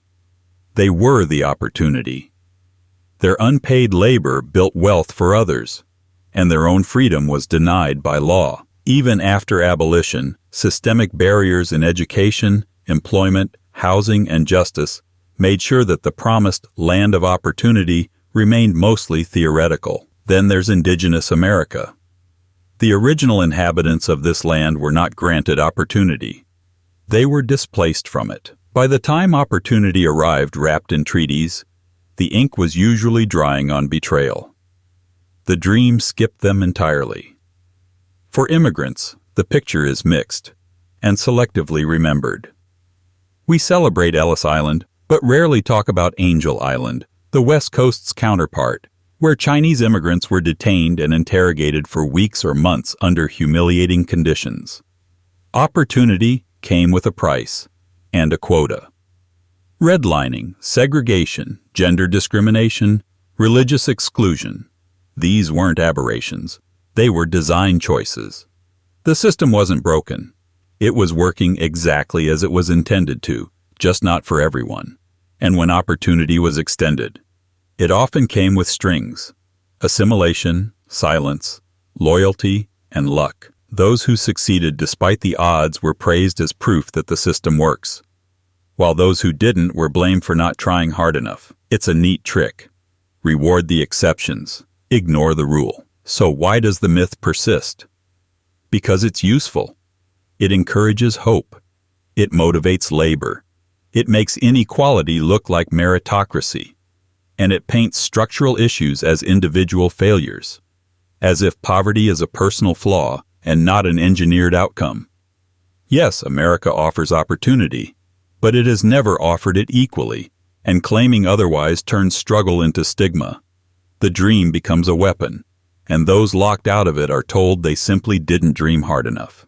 Which brings us to the ultimate fantasy, the idea that in this land of opportunity, anyone can sit in the highest seat of power. 23. Anyone can become president. Let's start with the obvious. Technically, sure. The Constitution says any natural-born citizen, age 35 or older, who has lived in the U.S. for 14 years, can run for president. That's the eligibility. But eligibility and electability are two very different things. In over 230 years, the presidency has been held by a remarkably narrow demographic: overwhelmingly white, male, and wealthy. The idea that anyone can become president is like saying anyone can win the lottery. It's technically true, but the odds are structured against certain players from the start. Of the 46 presidents the country has had, only one has been non-white: Barack Obama. And his election, while historic, didn't signal the start of a new era. It sparked a backlash. His presidency became proof to some that racism was over, even as racist conspiracy theories about his birth, religion, and citizenship flooded the public square. The myth of the open path was weaponized to silence criticism. If Obama made it, what's your excuse? Let's talk about women. Not a single female president in all of American history. None. Zero. Not even after 100 years of women having the vote. And when viable female candidates do emerge, they are met with a different set of expectations. Ones that never seem to apply to their male counterparts. Too emotional. Too cold. Too ambitious. Not likable enough, because apparently, presidential ambition is only attractive in certain wardrobes. And then there's money. Campaigns don't run on ideas alone. They run on war chests, television ads, staffers, travel, consultants. The cost of winning the White House runs into the hundreds of millions, and that's if you've already got the fame or network. If you're not independently wealthy, politically connected, or backed by billionaires, your chances drop dramatically. It's less a democratic competition than a high-stakes audition for America's most exclusive job. Representation matters. Patterns matter. When the presidency remains out of reach for entire groups, the idea that anyone can be president becomes a myth that masks systemic exclusion. It turns a structural imbalance into a personal failing. Yes, anyone can run for president, but that's like saying anyone can enter the Boston Marathon. It doesn't mean you're going to finish first, especially if the race was designed by and for the people already at the front. And speaking of design myths, let's unpack the one where America not only invented democracy, but perfected it. 24. America is the world's oldest democracy. This one's a staple of political speeches, flag-waving editorials, and civics class posters. The United States is the oldest democracy in the world, the mother of freedom, the birthplace of the ballot box. Except, it's not true. Democracy, as an actual system of inclusive, participatory governance, has much older origins elsewhere. Iceland's Althing, established in 930 AD, is widely considered the oldest surviving parliamentary democracy. San Marino, a microstate nestled in Italy, has operated as a republic since the 4th century. The Iroquois Confederacy, right here on the North American continent, practiced a form of democratic consensus long before the Pilgrims ever set sail. But let's entertain the idea anyway. Even if we measure by modern standards, representative government with popular elections, America still doesn't make the cut. Why? Because for most of its history, most Americans couldn't vote. At the founding, the right to vote was limited to white, landowning men. That excludes women, Black Americans, Native Americans, poor whites, and many immigrants. It wasn't until 1870 that Black men could legally vote. And even then, voter suppression and terror campaigns kept many away from the polls. Women didn't gain that right until 1920, and Native Americans weren't granted citizenship, and therefore voting rights, until 1924. Even after legal milestones, the actual practice of democracy remained riddled with barriers. Poll taxes, literacy tests, grandfather clauses, intimidation, gerrymandering, and mass disenfranchisement through the criminal justice system. These weren't bugs in the system. They were features. So while America's system of government is old, calling it the oldest democracy requires a generous definition of both oldest and democracy. What it has been, for much of its existence, is a selective democracy, a partial one, a democracy with conditions and loopholes. And yet, this myth persists because it flatters the national ego. It implies not only seniority, but superiority, that America has not just practiced democracy longer, but better than anyone else. That idea becomes a license for international lectures, military interventions, and self-congratulatory politics. But democracy is not measured by age. It's measured by access, fairness, and resilience. By who gets to participate and who's left standing outside the voting booth. So no, America isn't the world's oldest democracy. It's a country that has struggled toward democracy and continues to do so, often against its own resistance. And one of the biggest forces resisting that progress? The myth that our economic system is automatically the same thing as freedom. 25. Capitalism is freedom. You've heard the slogan, capitalism equals freedom. The freedom to buy, to sell, to own, to hustle. The freedom to rise by merit, to innovate, to live untethered by government interference. Capitalism, in this narrative, is not just an economic system. It's a moral compass, a way of life, a stand-in for liberty itself. In fact, the Cold War wasn't framed as capitalism versus communism. It was often framed as freedom versus tyranny, with the assumption that capitalism was synonymous with the former. But if capitalism is freedom, the question becomes, freedom for whom? For much of U.S. history, capitalism didn't look like opportunity. It looked like company towns, where wages were paid in tokens redeemable only at the company store. It looked like sweatshops, child labor, 12-hour days, and zero protections. It looked like monopolies so powerful they could bend entire markets to their will, and politicians right along with them. In theory, capitalism rewards hard work and ingenuity. In practice, it often rewards capital itself, the ability to own, invest, and exploit. If you start with money, the system works beautifully.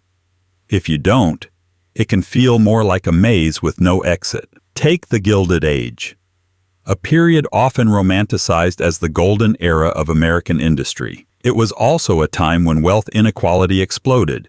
Labor unions were violently suppressed, and industrialists became unelected kings. That wasn't a glitch. That was capitalism functioning as designed. Even today, economic mobility in the United States, the core promise of the system, lags behind that of many other developed nations. The data shows that a child born into poverty in America has a harder time climbing out of it than in countries with far more socialist policies. So much for bootstraps. Meanwhile, corporate lobbying distorts legislation. Market consolidation kills competition. Wages stagnate while profits soar.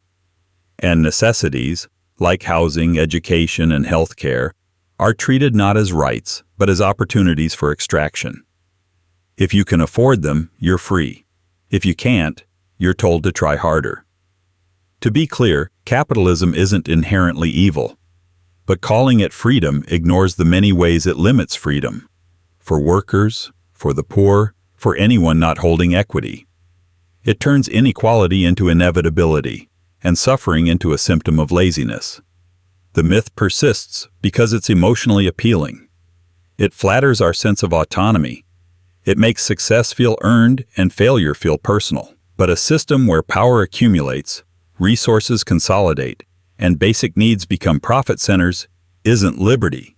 It's leverage. So when capitalism is described as freedom, it's worth asking, whose freedom? And at what cost? Because for some, the American dream has always looked more like a paywall. And for others, it was never more than a bedtime story, told to lull you into believing the next generation would have it better. 26. The American dream is real for everyone. The American dream, the idea that anyone, regardless of origin, can achieve success through hard work, is perhaps the most persistent, most seductive myth in U.S. history. It's embroidered on throw pillows, framed in office posters, and echoed in every campaign stump speech. It's what keeps people grinding, investing, applying, enduring. And it's what makes it so hard to admit when the system doesn't work. Because it's not just a dream, it's a moral contract. If you fail, the logic goes, it's your fault. You didn't work hard enough, dream big enough, or believe with enough gusto. But the reality is that the playing field has never been level. Let's talk about wealth inequality. In the U.S., the top 1% of earners hold more wealth than the bottom 90% combined. Generational wealth, passed down like heirlooms or DNA, determines access to better schools, safer neighborhoods, higher-paying jobs, and connections that open doors most people never see. If you're born on third base, it's easy to think you hit a triple. Then there's systemic racism, which isn't just a historical footnote. It's a living architecture. Redlining, for example, denied black families the chance to buy homes in certain neighborhoods, cutting them off from the single most powerful engine of middle-class wealth. That wasn't centuries ago. It was within living memory, and its effects are still measurable in household net worth, educational attainment, and access to capital. Add to that intergenerational poverty, where escaping the cycle requires more than hard work. It requires luck, support, and often a policy change or two. Try dreaming big when you're juggling 2 jobs, a child, a rent increase, and a medical bill that could wipe out your savings. And let's not forget immigrants, who are often held up as examples of the dream in action, while being excluded from many of its structural supports. They may start businesses, pursue education, and build communities, but they also face barriers in language, legal status, labor rights, and social mobility that are conveniently ignored when politicians cite them as proof that the dream is still alive. The American dream can happen, but treating it as the rule, rather than the exception, turns economic systems into morality plays. It teaches us to celebrate the outliers while ignoring the rigged ladder they climbed. And that's the trick. The myth of universal opportunity doesn't just justify the status quo, it blames the people it fails. It turns systemic exclusion into a matter of personal weakness. It tells people to dream harder, rather than ask why the system makes dreaming so expensive. Which brings us to a moment when dreaming wasn't just discouraged. It was deliberately punished. A surprise attack, a world on fire, and a government that may have seen it coming. 27. The U.S. didn't know about Pearl Harbor. It's one of the most explosive questions in American history. Did the U.S. government have prior knowledge of the attack on Pearl Harbor? Conspiracy theories have circled this question for decades, fueled by missing documents, ignored warnings, and the undeniable political utility of a sudden galvanizing tragedy. The official story is that the Japanese attack on December 7, 1941, a date which will live in infamy, came as a complete surprise, an unprovoked act of aggression, a shocking escalation that forced America, reluctantly, into World War II. And while it's true that the specifics of the attack weren't known in advance, The idea that the U.S. had no idea something was coming, that's not just misleading, it's provably false. In the months leading up to the attack, tensions with Japan were already boiling. The U.S. had imposed economic sanctions, frozen Japanese assets, and cut off access to vital oil supplies, moves that were understood, even then, as acts of war in all but name. Japanese-American relations were deteriorating rapidly. War wasn't a possibility. It was expected. And there were warnings, lots of them. Diplomatic cables, intelligence chatter, Japanese military buildup in the Pacific. A secret memo known as the McCollum Memo outlined 8 steps the U.S. could take to provoke Japan into attacking. Not because they wanted the attack, but because it would justify entering the war. Whether that memo was acted on directly is still debated, but it proves one thing.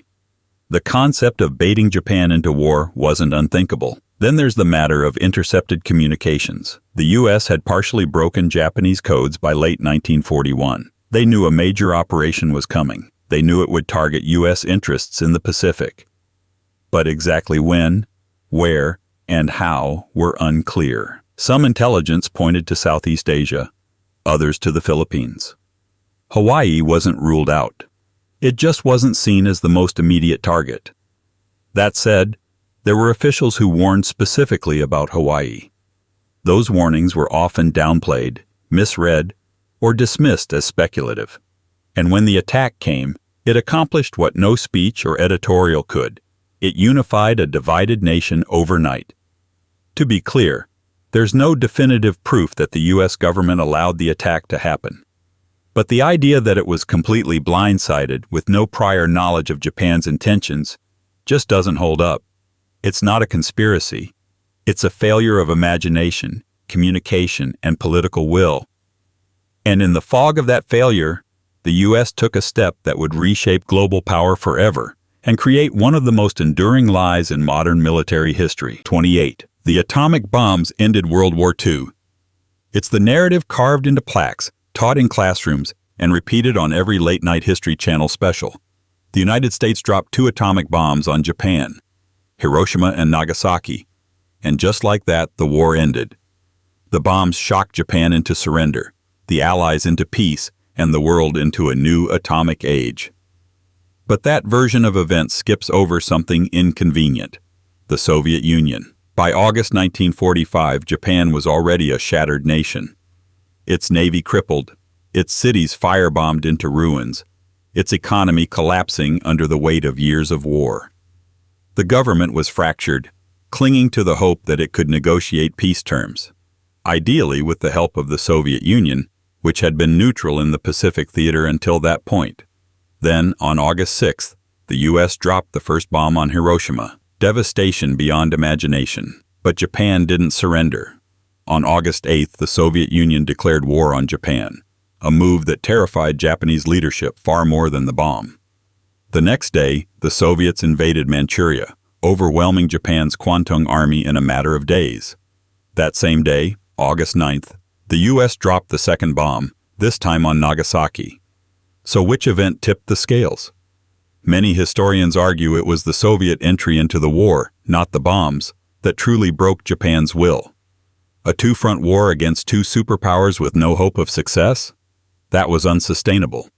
Japanese officials feared Soviet occupation far more than American, and were desperate to avoid being carved up like Germany had been.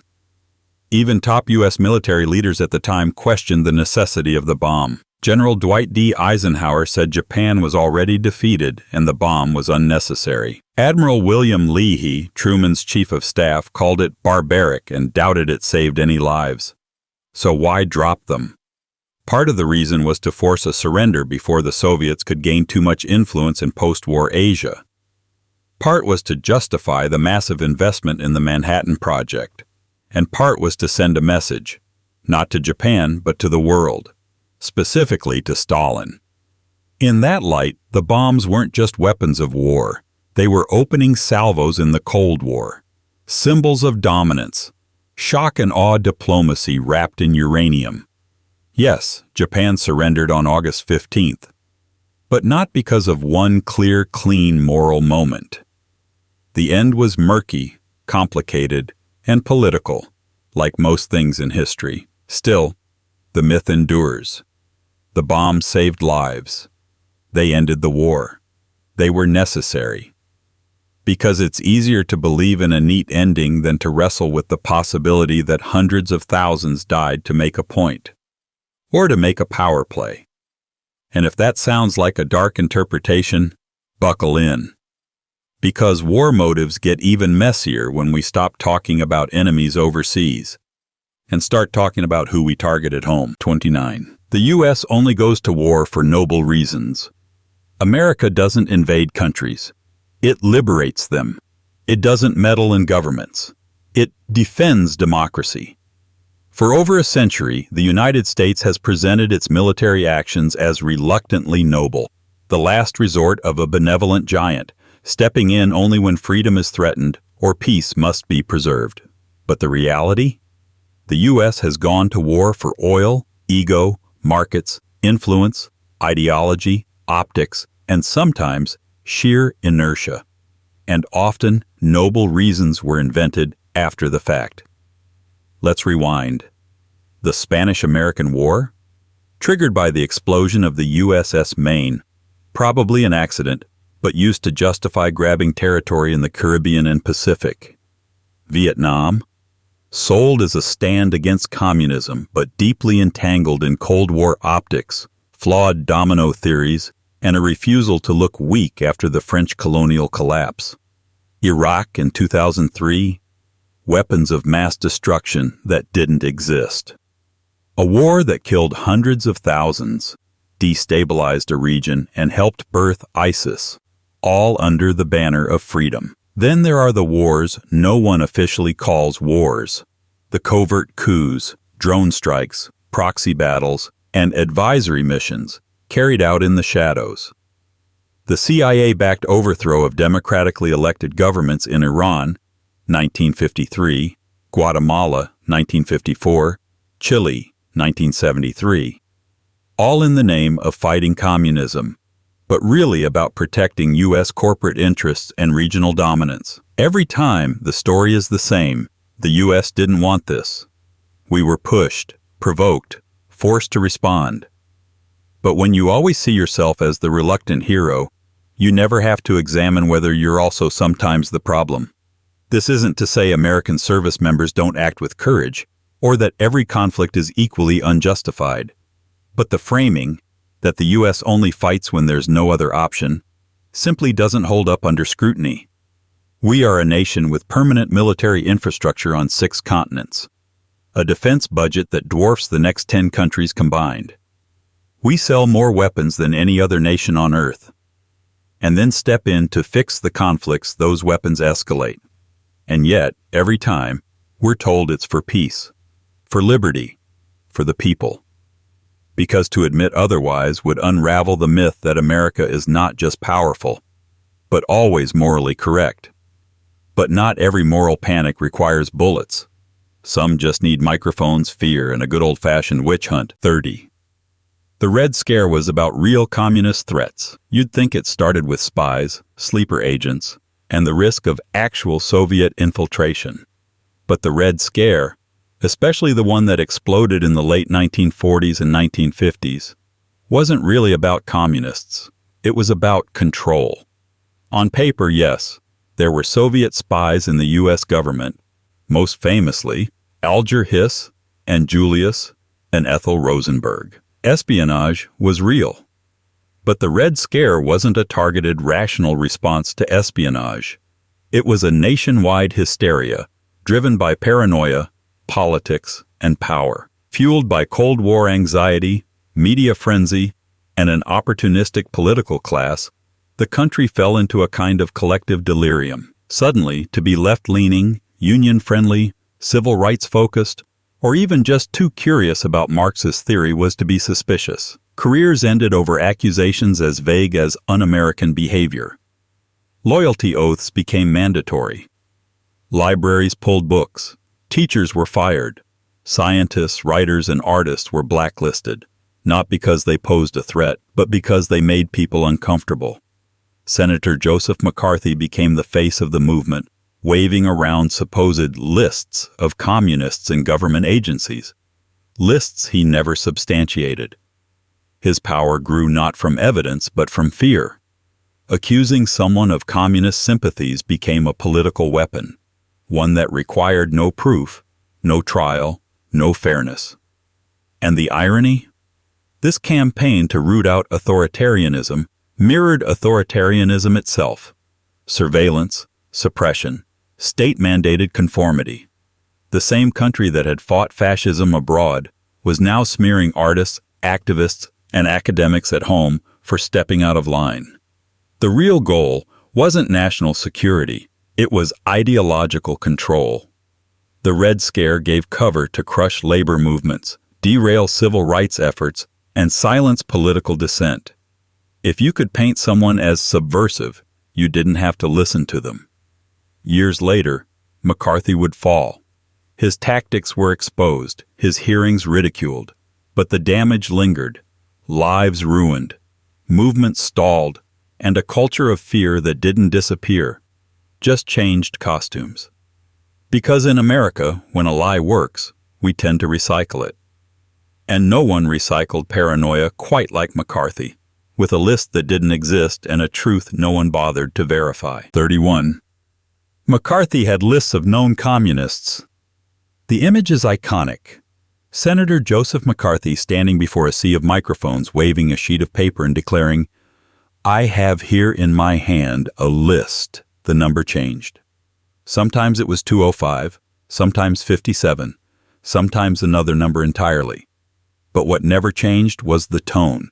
Certainty, menace, authority. What also never changed? The absence of proof. The list McCarthy brandished in 1950 was never published, verified, or even shown in full. It was the political equivalent of vaporware, a promise of explosive evidence that never materialized. And yet, that gesture, that flourish, was enough to ignite one of the most destructive moral panics in American political history. McCarthy's rise came not because he exposed real spies, others had already done that, but because he weaponized ambiguity. He didn't need names that held up in court. He needed accusations that stuck in headlines. By the time someone cleared their name, if they ever could, the damage was done. In McCarthy's America, being named was enough to end a career. Government workers were fired. Artists were blacklisted. Academics were silenced. All based on anonymous tips, loose affiliations, or decades-old associations. In many cases, being accused of having once attended a meeting, or signed a petition, or associated with someone considered suspicious was enough to trigger hearings, investigations, and public condemnation. When pressed for evidence, McCarthy leaned into innuendo. His committee, the Senate Permanent Subcommittee on Investigations, held hearings that resembled kangaroo courts. The presumption wasn't innocence but guilt by association. You were expected to name names, renounce past views, and perform contrition, not for anything you'd done, but for who you were rumored to be. And through it all, the mythical list persisted. It became a symbol not of truth, but of unchecked power. McCarthy understood the psychological weight of paper, how a prop in a politician's hand could become more real than the facts themselves. Eventually, the charade crumbled. In 1954, during the Army McCarthy hearings, Attorney Joseph Welch famously confronted McCarthy with the line that ended his reign.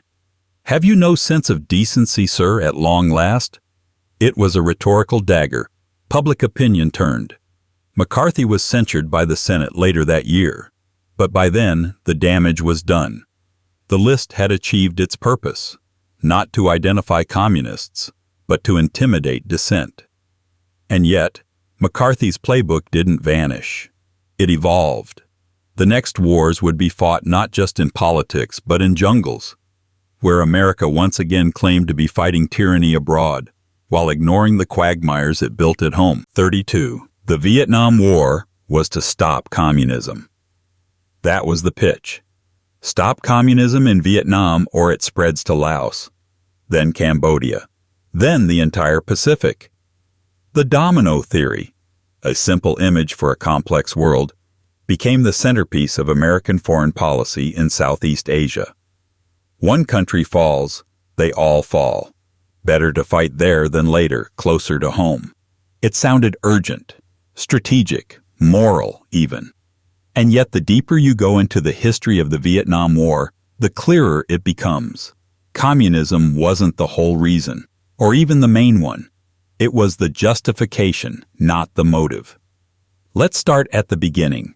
After World War II, Vietnam declared independence from French colonial rule. Ho Chi Minh, leader of the Viet Minh, even cited the U.S. Declaration of Independence in his speech. But France wanted its empire back, and the U.S., eager to keep its NATO ally strong and fearful of global communism, supported the French effort. When France lost, catastrophically, at Dien Bien Phu in 1954, the U.S. picked up the baton. It propped up the South Vietnamese government, ignored its corruption and repression, and framed the conflict as a battle between good and evil. But the reality was murkier. Ho Chi Minh was a communist, yes, but he was also a nationalist, fighting against foreign domination. And the U.S.-backed South Vietnamese regime, led by Ngo Dinh Diem, was widely unpopular, especially among the rural poor. As the war escalated, so did the contradictions. U.S. officials knew the war couldn't be won in the traditional sense. But losing, especially after the Bay of Pigs, the Cuban Missile Crisis, and growing anti-war sentiment, was politically unthinkable. So they stayed the course, decade after decade, under multiple presidents, all clinging to the illusion of control. And in the process, they created a conflict that killed millions of Vietnamese, displaced entire populations, and left deep scars on both sides of the Pacific. Over 58,000 American troops died. Tens of thousands more were wounded. And for what? Not for democracy. South Vietnam never had it. Not for American safety. The war didn't threaten U.S. soil. Not even, in the end, for victory. Because the U.S. withdrew, and the communists won anyway. The war was about face, about credibility, about not looking weak in a Cold War defined by posturing. It was about defending an idea of America that couldn't admit defeat, even when it was already lost. And still, we told ourselves the noble lie, that our motives were pure, that we were there to help, that history would judge us kindly. But history didn't. And when it finally blew the lid off, it wasn't because of a protest or a battle. It was because of a break-in and the unraveling of a lie far closer to home. 33. Watergate was just about a break-in. Technically, yes. Watergate began with a break-in. 5 men, flashlights in hand, caught rifling through Democratic National Committee files inside the Watergate office complex on June 17, 1972. It had all the hallmarks of a third-rate burglary. But what it uncovered wasn't just a crime. It was an operating system. Watergate wasn't about one bad decision or rogue operatives. It was about a presidency consumed by paranoia, fueled by power, and willing to destroy anyone it saw as a threat. The burglary was just the most visible symptom of a disease that had been festering since Richard Nixon took office. What followed the break-in was a cover-up. Not just of the crime, but of an entire political strategy rooted in sabotage. Nixon's team had developed what they called the Plumbers Unit, designed to stop leaks, a response to the Pentagon Papers. But their tactics weren't defensive. They were offensive, aggressive, and blatantly illegal. Wiretapping, forging documents, harassing journalists, using federal agencies to target political enemies. And all of it was done under the banner of national security. When the investigation began, Nixon denied involvement. Then he fired investigators. Then he claimed executive privilege. Then he tried to destroy the tapes that proved otherwise. Every step deeper into the scandal revealed not just criminality, but a presidency that had grown allergic to transparency. By the time the public heard the phrase expletive deleted in the Watergate transcripts, it was clear. This wasn't about a break-in. It was about a culture of corruption that extended to the highest office in the land. And yet, even after Nixon resigned, the only U.S. president to do so, the myth persisted that Watergate was just one dark chapter. A singular moment of failure, an aberration. In reality, Watergate revealed the fragility of American institutions, how easily truth can be buried under bureaucracy, how power, once consolidated, will do anything to preserve itself. The break-in was a headline. The cover-up was the story. But the legacy? That lives on, in every denial, every no comment, every time someone in power insists that asking questions is unpatriotic. Watergate wasn't just about what happened behind closed doors. It was about what happens when no one's watching the door at all. And while Nixon may have left office in disgrace, his tactics, and the lies that protected them, left behind a blueprint. A blueprint that future presidents and their myth-makers would study very closely. 34. Reagan ended the Cold War. It's one of the most polished lines in the American political script. Ronald Reagan ended the Cold War. He stared down the Soviets, called them an evil empire, ramped up defense spending and, so the story goes, scared them into surrender. With a single line, "Mr. Gorbachev, tear down this wall." Reagan is said to have ended decades of nuclear tension and ideological division. Cue the slow-motion flag waving, except that's not how it actually happened. The Cold War didn't end because Reagan was a better poker player than Khrushchev. It didn't end because the U.S. outspent the Soviets or built more missiles. It ended because the Soviet Union collapsed under its own weight, politically, economically, and culturally. After decades of stagnation, inefficiency, and internal dissent, Reagan's military buildup, including the Strategic Defense Initiative, dubbed Star Wars, may have increased pressure, but the Soviet Union wasn't scared into submission. It was already crumbling from within. A bloated bureaucracy, failed agricultural policies, declining oil revenues, and unsustainable military expenditures left the Soviet economy on life support by the early 1980s. More importantly, Mikhail Gorbachev played a massive, often undercredited role. His policies of glasnost, openness, and perestroika, restructuring, weren't the result of American threats. They were internal reforms aimed at modernizing a failing system. Gorbachev wasn't bullied into submission by Reagan. He was trying to prevent his country from collapsing entirely. Yes, Reagan engaged diplomatically, eventually. After years of saber-rattling and risky escalations, he pivoted toward negotiation. The INF Treaty of 1987, which eliminated a class of nuclear weapons, was a joint effort, and one of the most significant disarmament achievements in modern history. But it wasn't unilateral. And it wasn't domination. Framing Reagan as the man who single-handedly ended the Cold War serves a purpose. It's neat. It makes America look not only powerful, but benevolent. It reinforces the myth that might makes right, and that swagger solves everything. But the fall of the Berlin Wall in 1989, the dissolution of the USSR in 1991, these events weren't triggered by speeches. They were the product of internal revolutions, economic disasters, and decades of slow decay. It was a system imploding, not a war being won. Reagan didn't end the Cold War. He was president during its final act. The applause came on his watch. But the collapse had been years in the making. And while America celebrated its ideological victory, it also gave itself permission to rewrite history, not just abroad, but at home, including in the very places where some of its deepest, most uncomfortable truths had long been buried under myths. 35. Slavery wasn't that bad. There it is. A sentence that should have never needed debunking.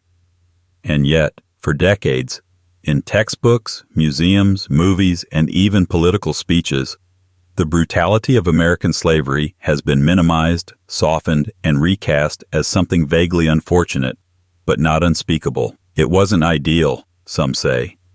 But they were fed, housed, even taught skills. This isn't just a lie. It's a moral distortion. Slavery was not an unfortunate labor arrangement. It was not benign paternalism. It was a system of total domination of bodies, families, time, language, and law.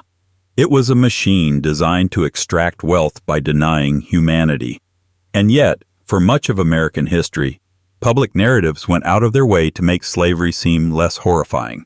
Plantation tours once focused on architecture, gardens, and dining rooms, while enslaved people were referred to as servants.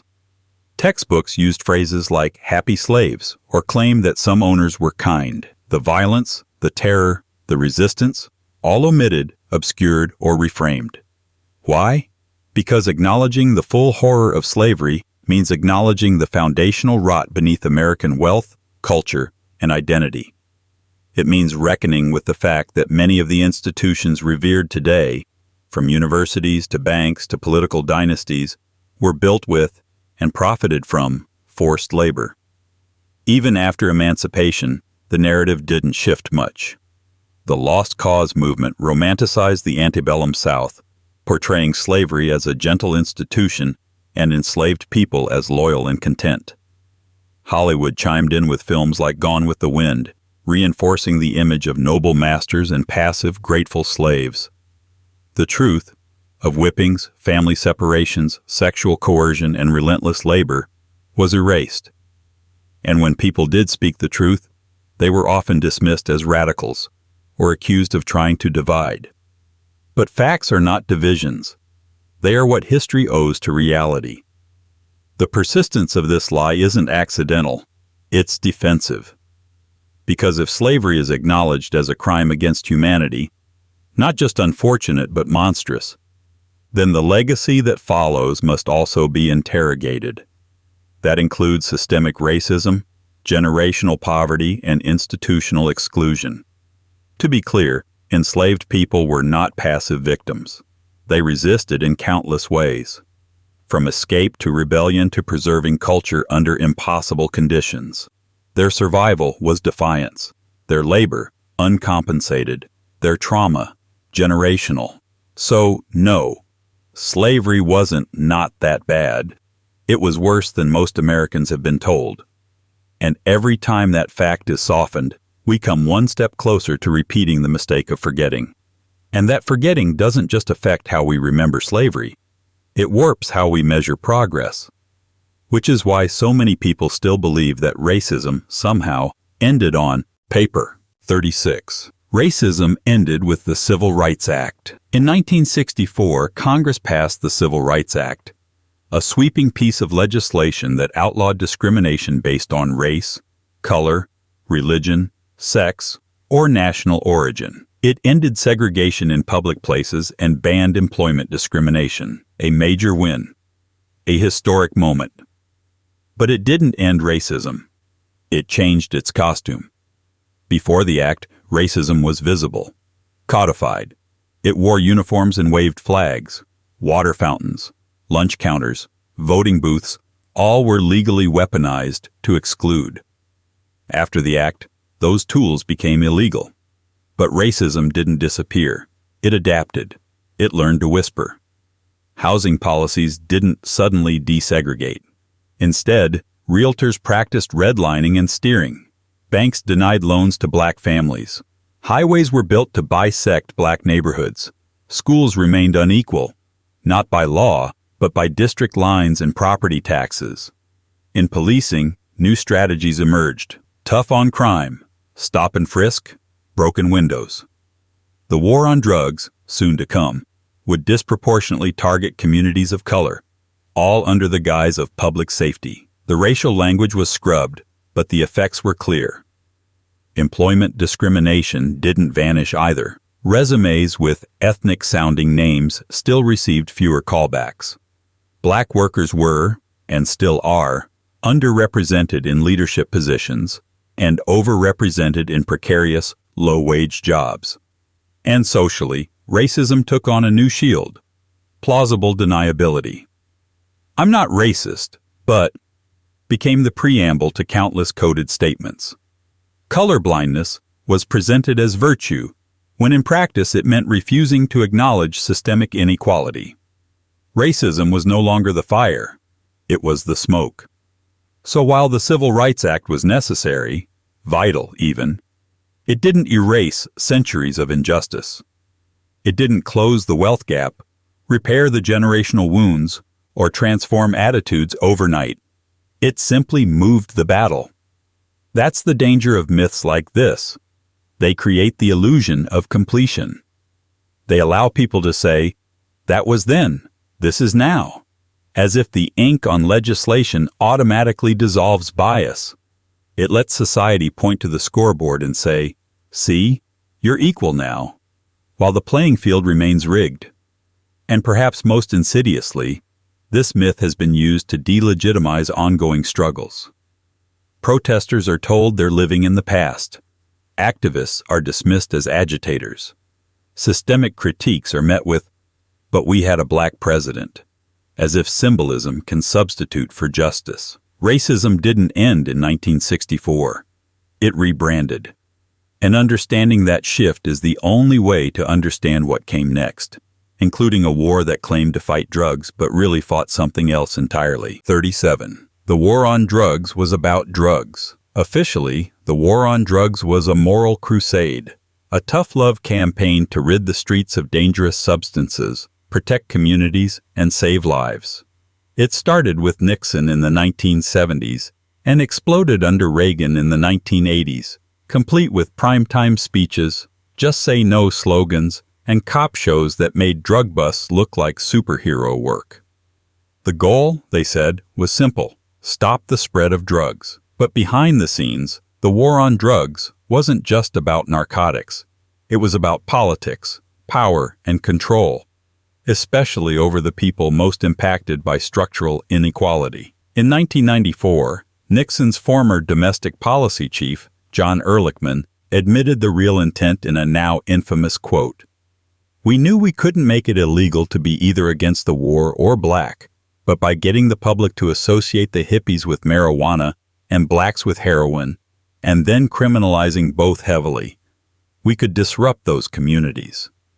That's not a conspiracy theory. That's an architect of the policy explaining it outright. The war on drugs targeted certain drugs in certain neighborhoods. Crack cocaine, used mostly in poor urban black communities, carried penalties 100 times harsher than powdered cocaine used by wealthy white Americans. Same drug, same effects, wildly different sentences, a clear double standard disguised as neutral policy. Meanwhile, the media helped craft a boogeyman. Images of black men in handcuffs, children in crack houses, and ominous statistics flooded the airwaves. Politicians competed over who could be tougher on crime. The 1994 crime bill, supported by both Republicans and Democrats, further expanded mandatory minimums, prison funding, and policing power, all under the banner of fighting drugs. But here's the catch. Drug use rates weren't dramatically higher in black or Latino communities. They were comparable to white communities.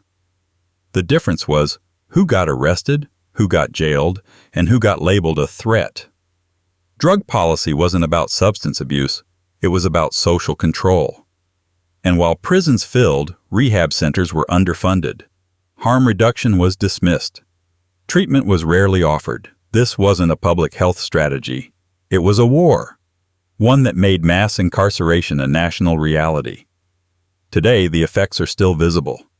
Entire families and communities were gutted by sentencing laws that didn't heal anything.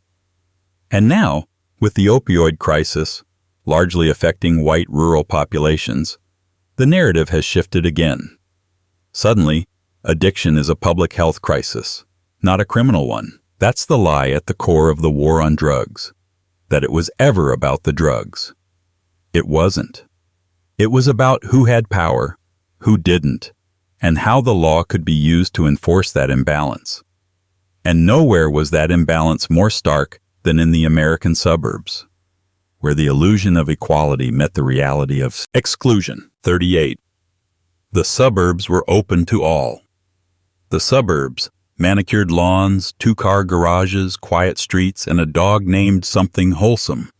For decades, they've been the poster image of the American dream, safe, clean, and attainable to anyone who worked hard enough. Open to all, they said. But the truth is, suburban growth in the United States was engineered, deliberately, to exclude. After World War II, the U.S. entered a housing boom.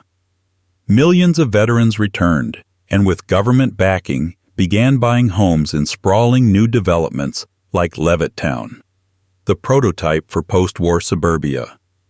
But there was a catch. The homes were for white buyers only. Racially restrictive covenants were written into the deeds, explicitly forbidding the sale of homes to black families, Jewish families, or other marginalized groups. These weren't secret policies. They were standard practice. Entire neighborhoods were built on the foundation of segregation by design. Then came redlining, the practice by which the federal government, through the Homeowners Loan Corporation, HOLC, created color-coded maps to assess mortgage risk. Neighborhoods with black or immigrant populations were marked in red, high risk, and denied loans, insurance, or investment. The effect: black families were locked out of wealth-building homeownership opportunities, while white families received low-interest government-backed loans to build generational wealth. And the FHA, Federal Housing Administration, it didn't just allow this, it endorsed it. The FHA's underwriting manuals warned against integrating neighborhoods and promoted the idea that property values would decline if black families moved in.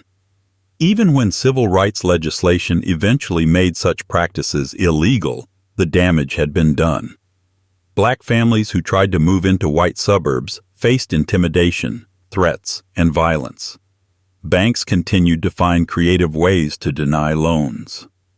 Blockbusting and steering ensured that segregation remained the norm, even without legal backing. And so the myth of the open suburb persisted, while the real suburb was a gated community without visible gates. Today, the wealth gap between black and white families is directly tied to this housing discrimination. Homeownership remains one of the most powerful tools for accumulating and passing down wealth, and that door was closed for generations. The suburbs didn't just exclude. They thrived on that exclusion. Property values soared in white-only areas while disinvestment plagued communities of color. Public schools, funded by local property taxes, followed the same lines, creating a system where zip code became destiny. So no, the suburbs were never open to all. They were carved, curated, and protected, not by accident, but by policy. And yet, in the face of this structural division, Americans still cling to another myth, that the nation rose without classes, without castes, and without any inherited advantage. 39. America is a classless society. It's a comforting belief, especially for a country that prides itself on individualism. In America, we're told, anyone can make it. There are no lords, no serfs, no royal bloodlines. Just talent, grit, and opportunity. Unlike old Europe, we don't do class. Except we do. We just don't like to admit it. Class in America isn't announced with titles or castles.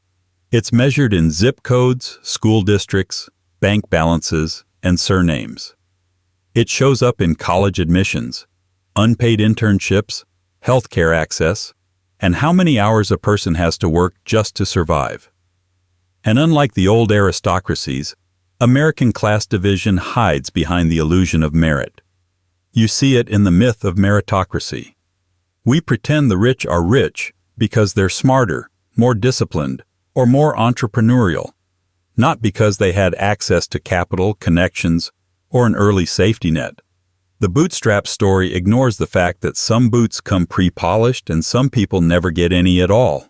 You see it in the media. Working-class stories are either romanticized, look how they struggle with dignity, or pathologized, why don't they try harder? The rich are celebrated, billionaires treated as oracles, their wealth mistaken for wisdom. You see it in politics. Campaigns tout middle-class values, but rarely speak to or for the working poor.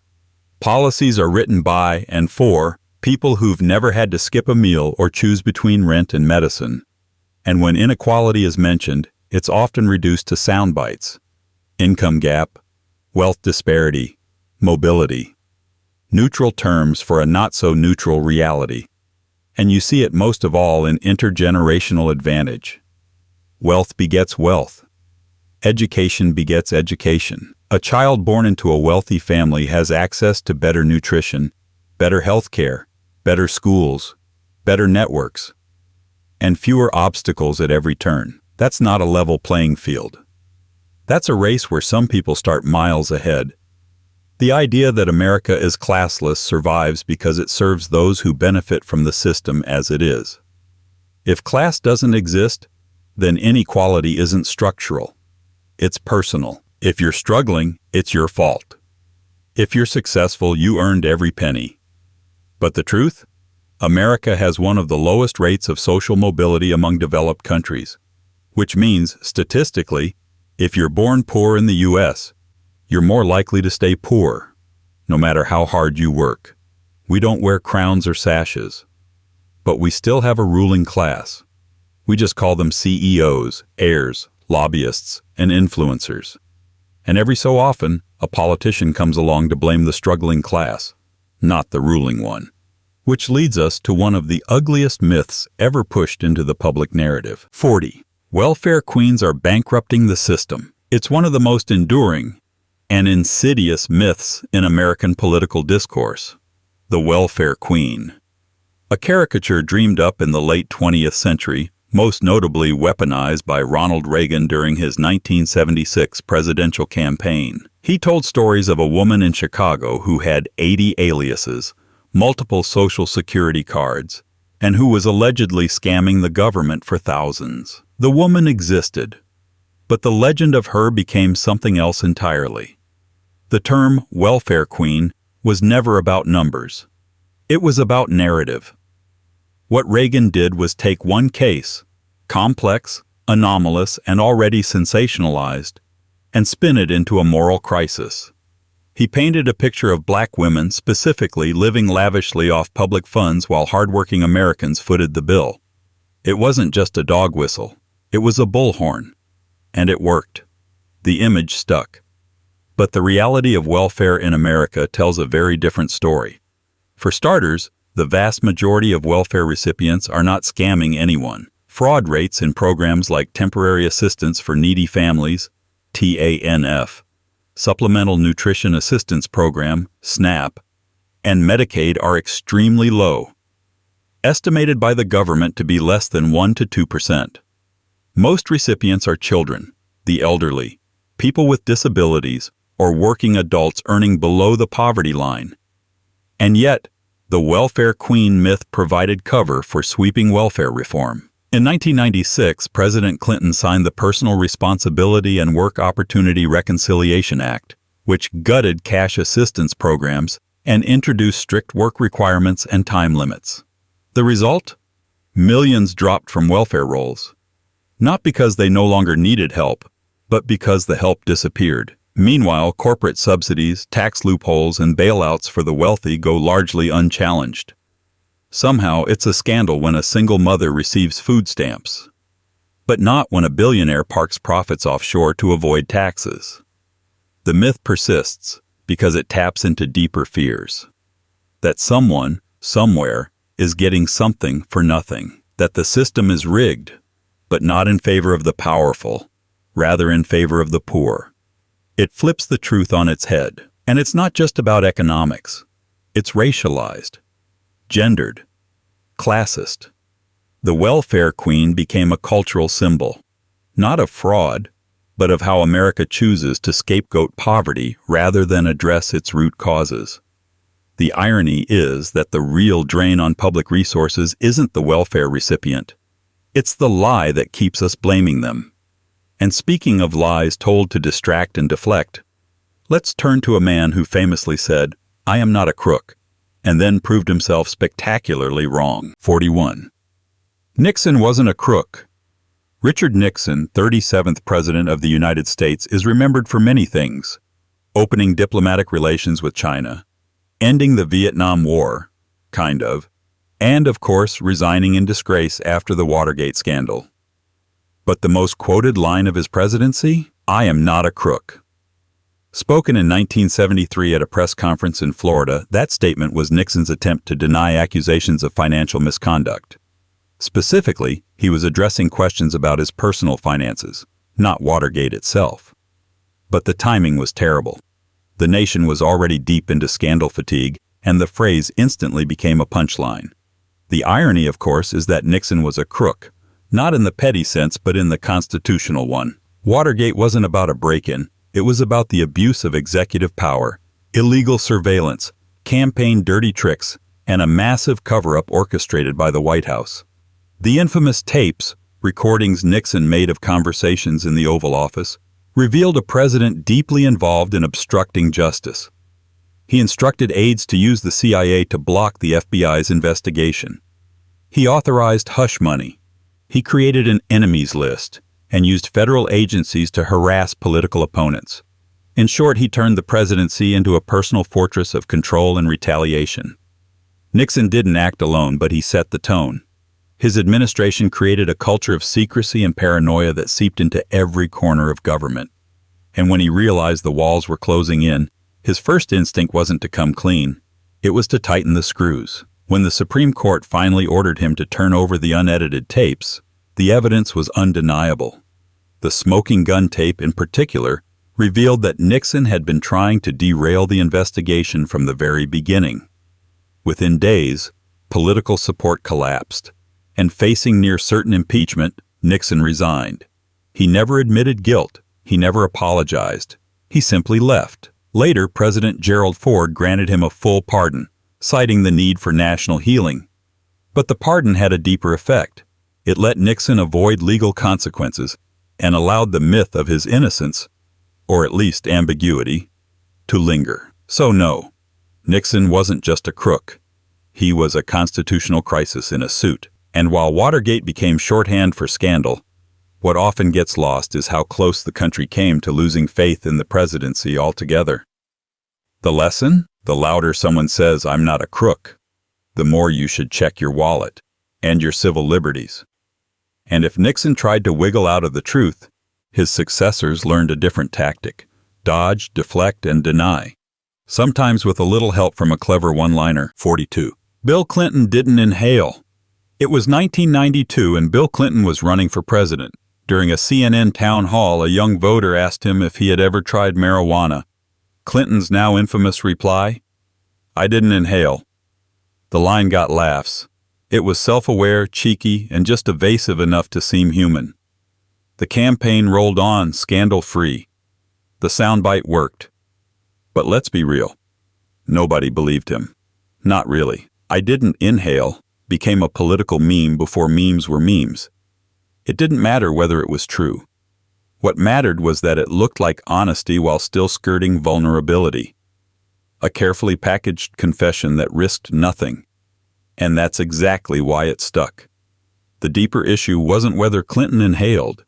It was what the moment represented, the hypocrisy at the heart of American drug policy. In the 1990s, drug convictions, especially for marijuana, were skyrocketing. Thousands of people, mostly from black and brown communities, were serving prison sentences for the same thing Clinton joked about on national television.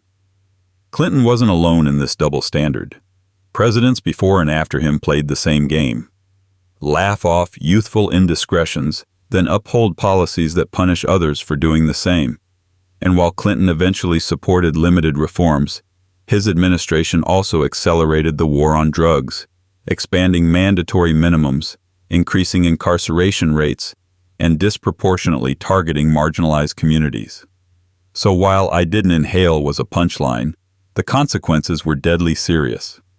It also fed into a broader pattern: politicians using charm and wit to diffuse accountability. Clinton's charisma was part of his appeal, but it also allowed him to dodge scrutiny. Whether it was about drug use, draft dodging, or future scandals, The performance of honesty often replaced the substance of it, and that's the enduring legacy of that quote. It became a shorthand for political slipperiness, the idea that what matters isn't the truth, but how cleverly you can avoid it. Of course, Clinton's evasions would become much more infamous later on, in much darker contexts. But the "I didn't inhale" moment was a preview, a little wink at the audience that said, "Trust me, I know how the game is played." The problem? The people paying the price didn't get to wink back. They got criminal records, broken families, and shattered futures. And in the years to come, American leadership would serve up an even bigger lie.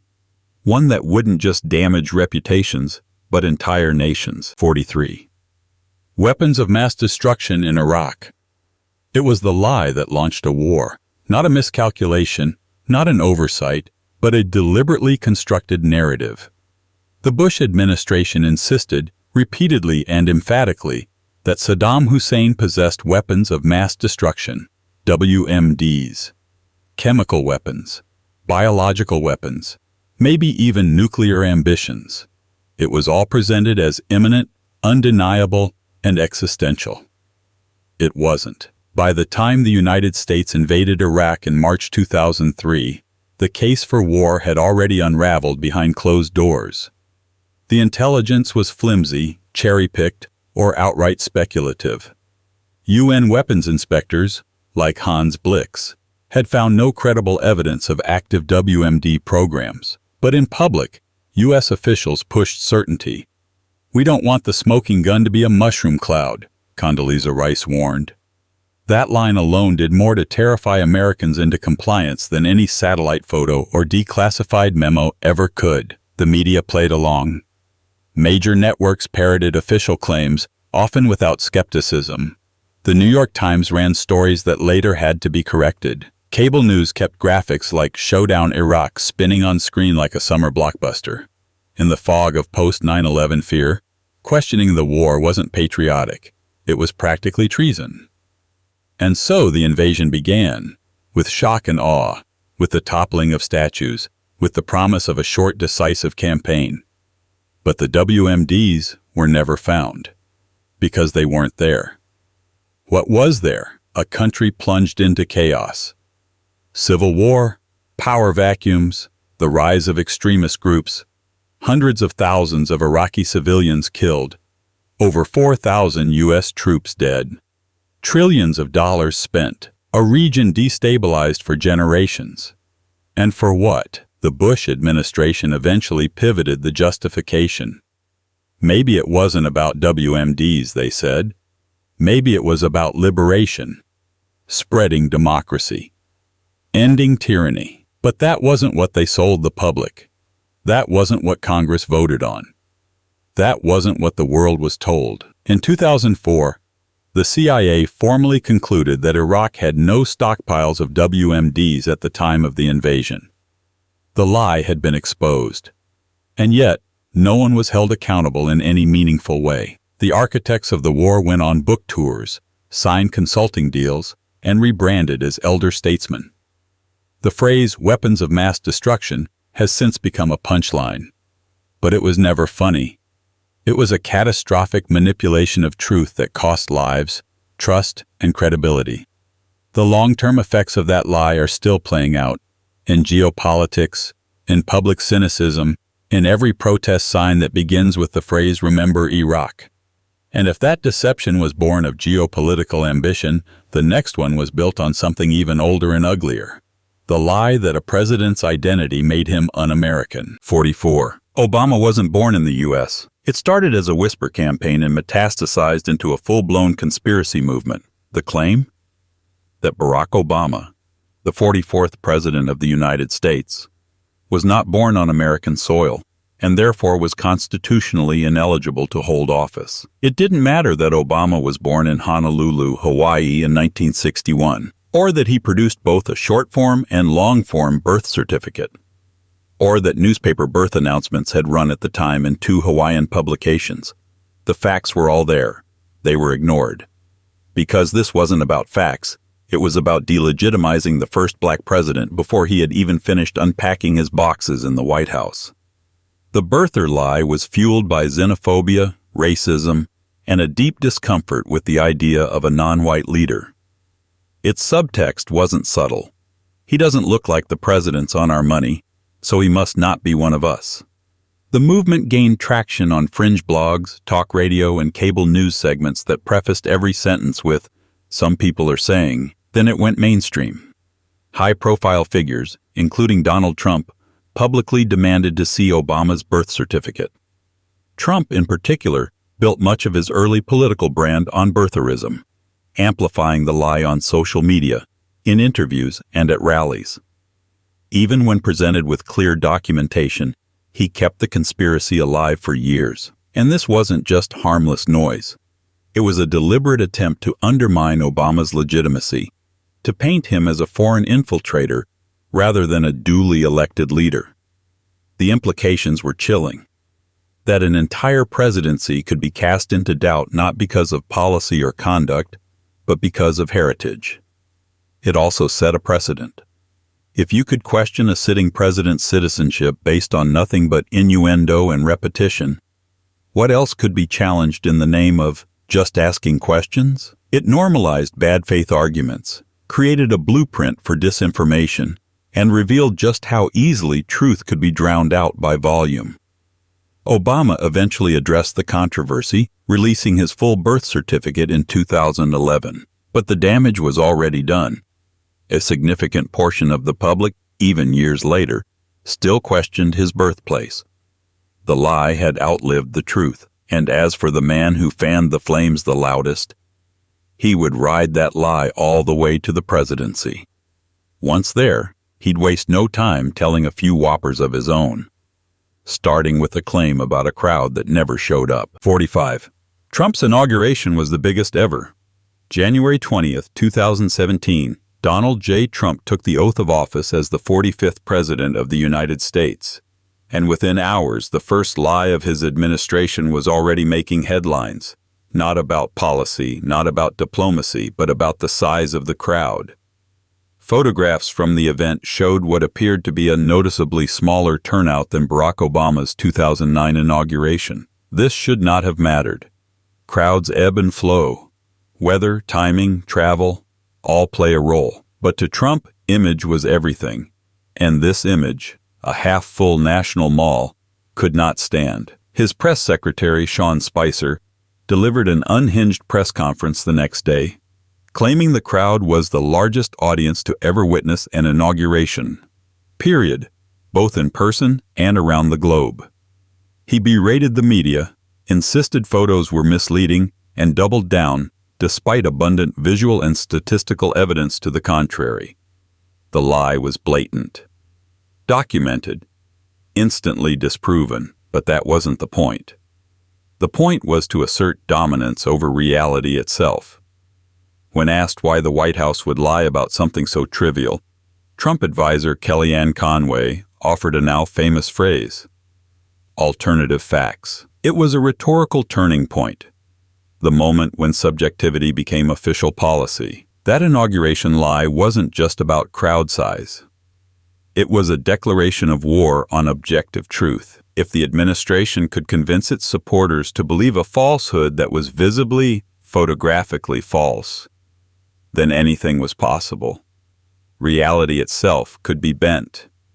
This approach, discredit the press, flood the zone with noise, never admit error, would define Trump's presidency. From COVID statistics to election results, the playbook was clear.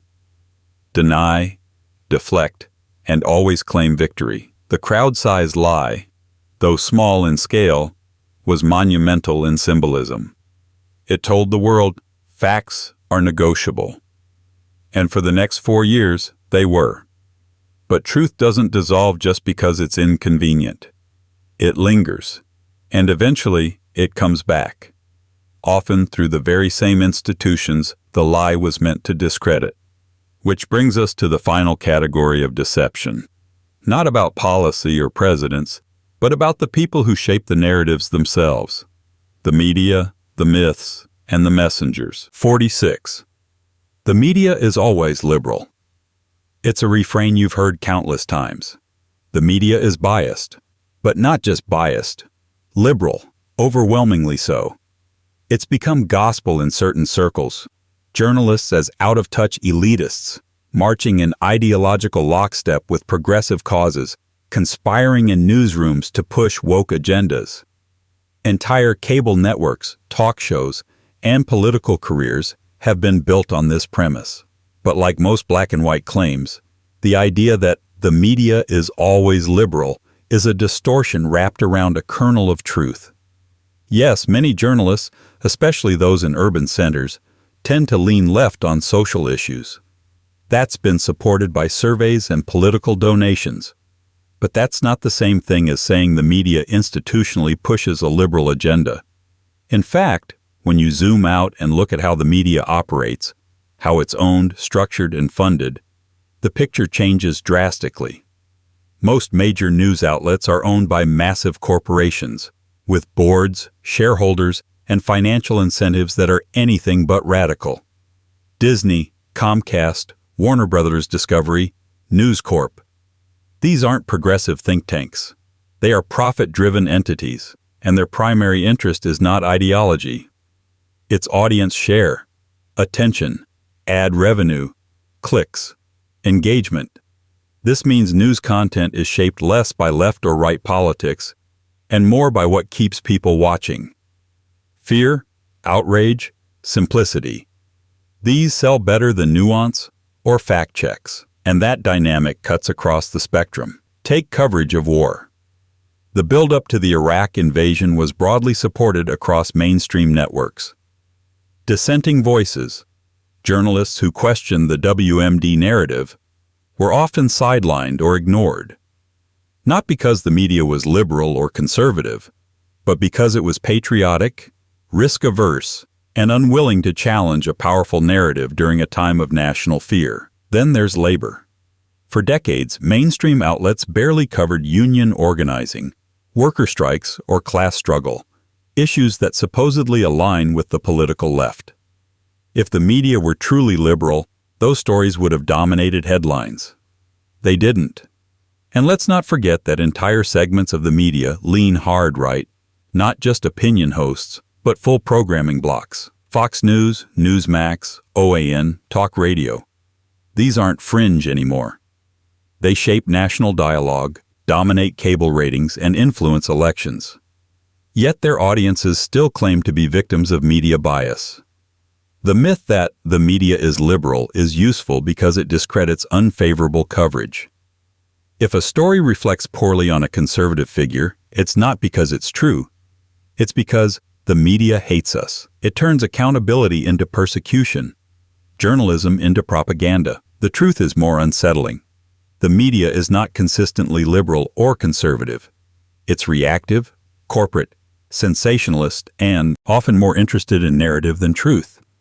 And sometimes, those narratives are built not on reality, but on legends, like the one about a sailor who got lost, enslaved, and still got a holiday named after him. 47. Columbus was a hero. For centuries, Christopher Columbus was painted as the noble explorer who discovered America. A visionary sailor who braved the unknown, brought civilization to a new world, and opened the door to progress. Kids dressed up in hats, cities threw parades, and every October, Americans celebrated him with a federal holiday. But the truth is far from heroic. And the myth is one of the most persistent whitewashings in American history. First off, Columbus never set foot on what is now the United States. His voyages took him to the Caribbean, modern-day Haiti, the Dominican Republic, Cuba, and parts of Central and South America. He never saw New York, Boston, or Florida. So the idea that he discovered America is geographically wrong from the start. More importantly, the lands he discovered were already inhabited by millions of indigenous people. These societies had languages, laws, cities, and cultures thousands of years old. Columbus didn't discover a new world, he invaded an old one. And what followed was not peaceful exchange, it was exploitation. On his first voyage, Columbus took captives back to Spain. On his second, he came with soldiers, horses, and orders to extract wealth. He enslaved indigenous people, imposed brutal tribute systems, and used violence to maintain control. His own journals described the use of force and coercion. Reports from contemporaries were even more damning. By his third voyage, even the Spanish crown, not exactly a bastion of humanitarian concern, grew uneasy with Columbus's governance. He was arrested, stripped of his titles, and sent back to Spain in chains. So how did a man whose legacy includes colonization, enslavement, and misrule become a national icon? It started in the 18th and 19th centuries, when early American leaders were searching for secular heroes to replace the kings and saints of Europe. Columbus fit the bill. He was bold, European, and, conveniently, not British. Italian Americans, facing discrimination, embraced him as a symbol of pride and legitimacy.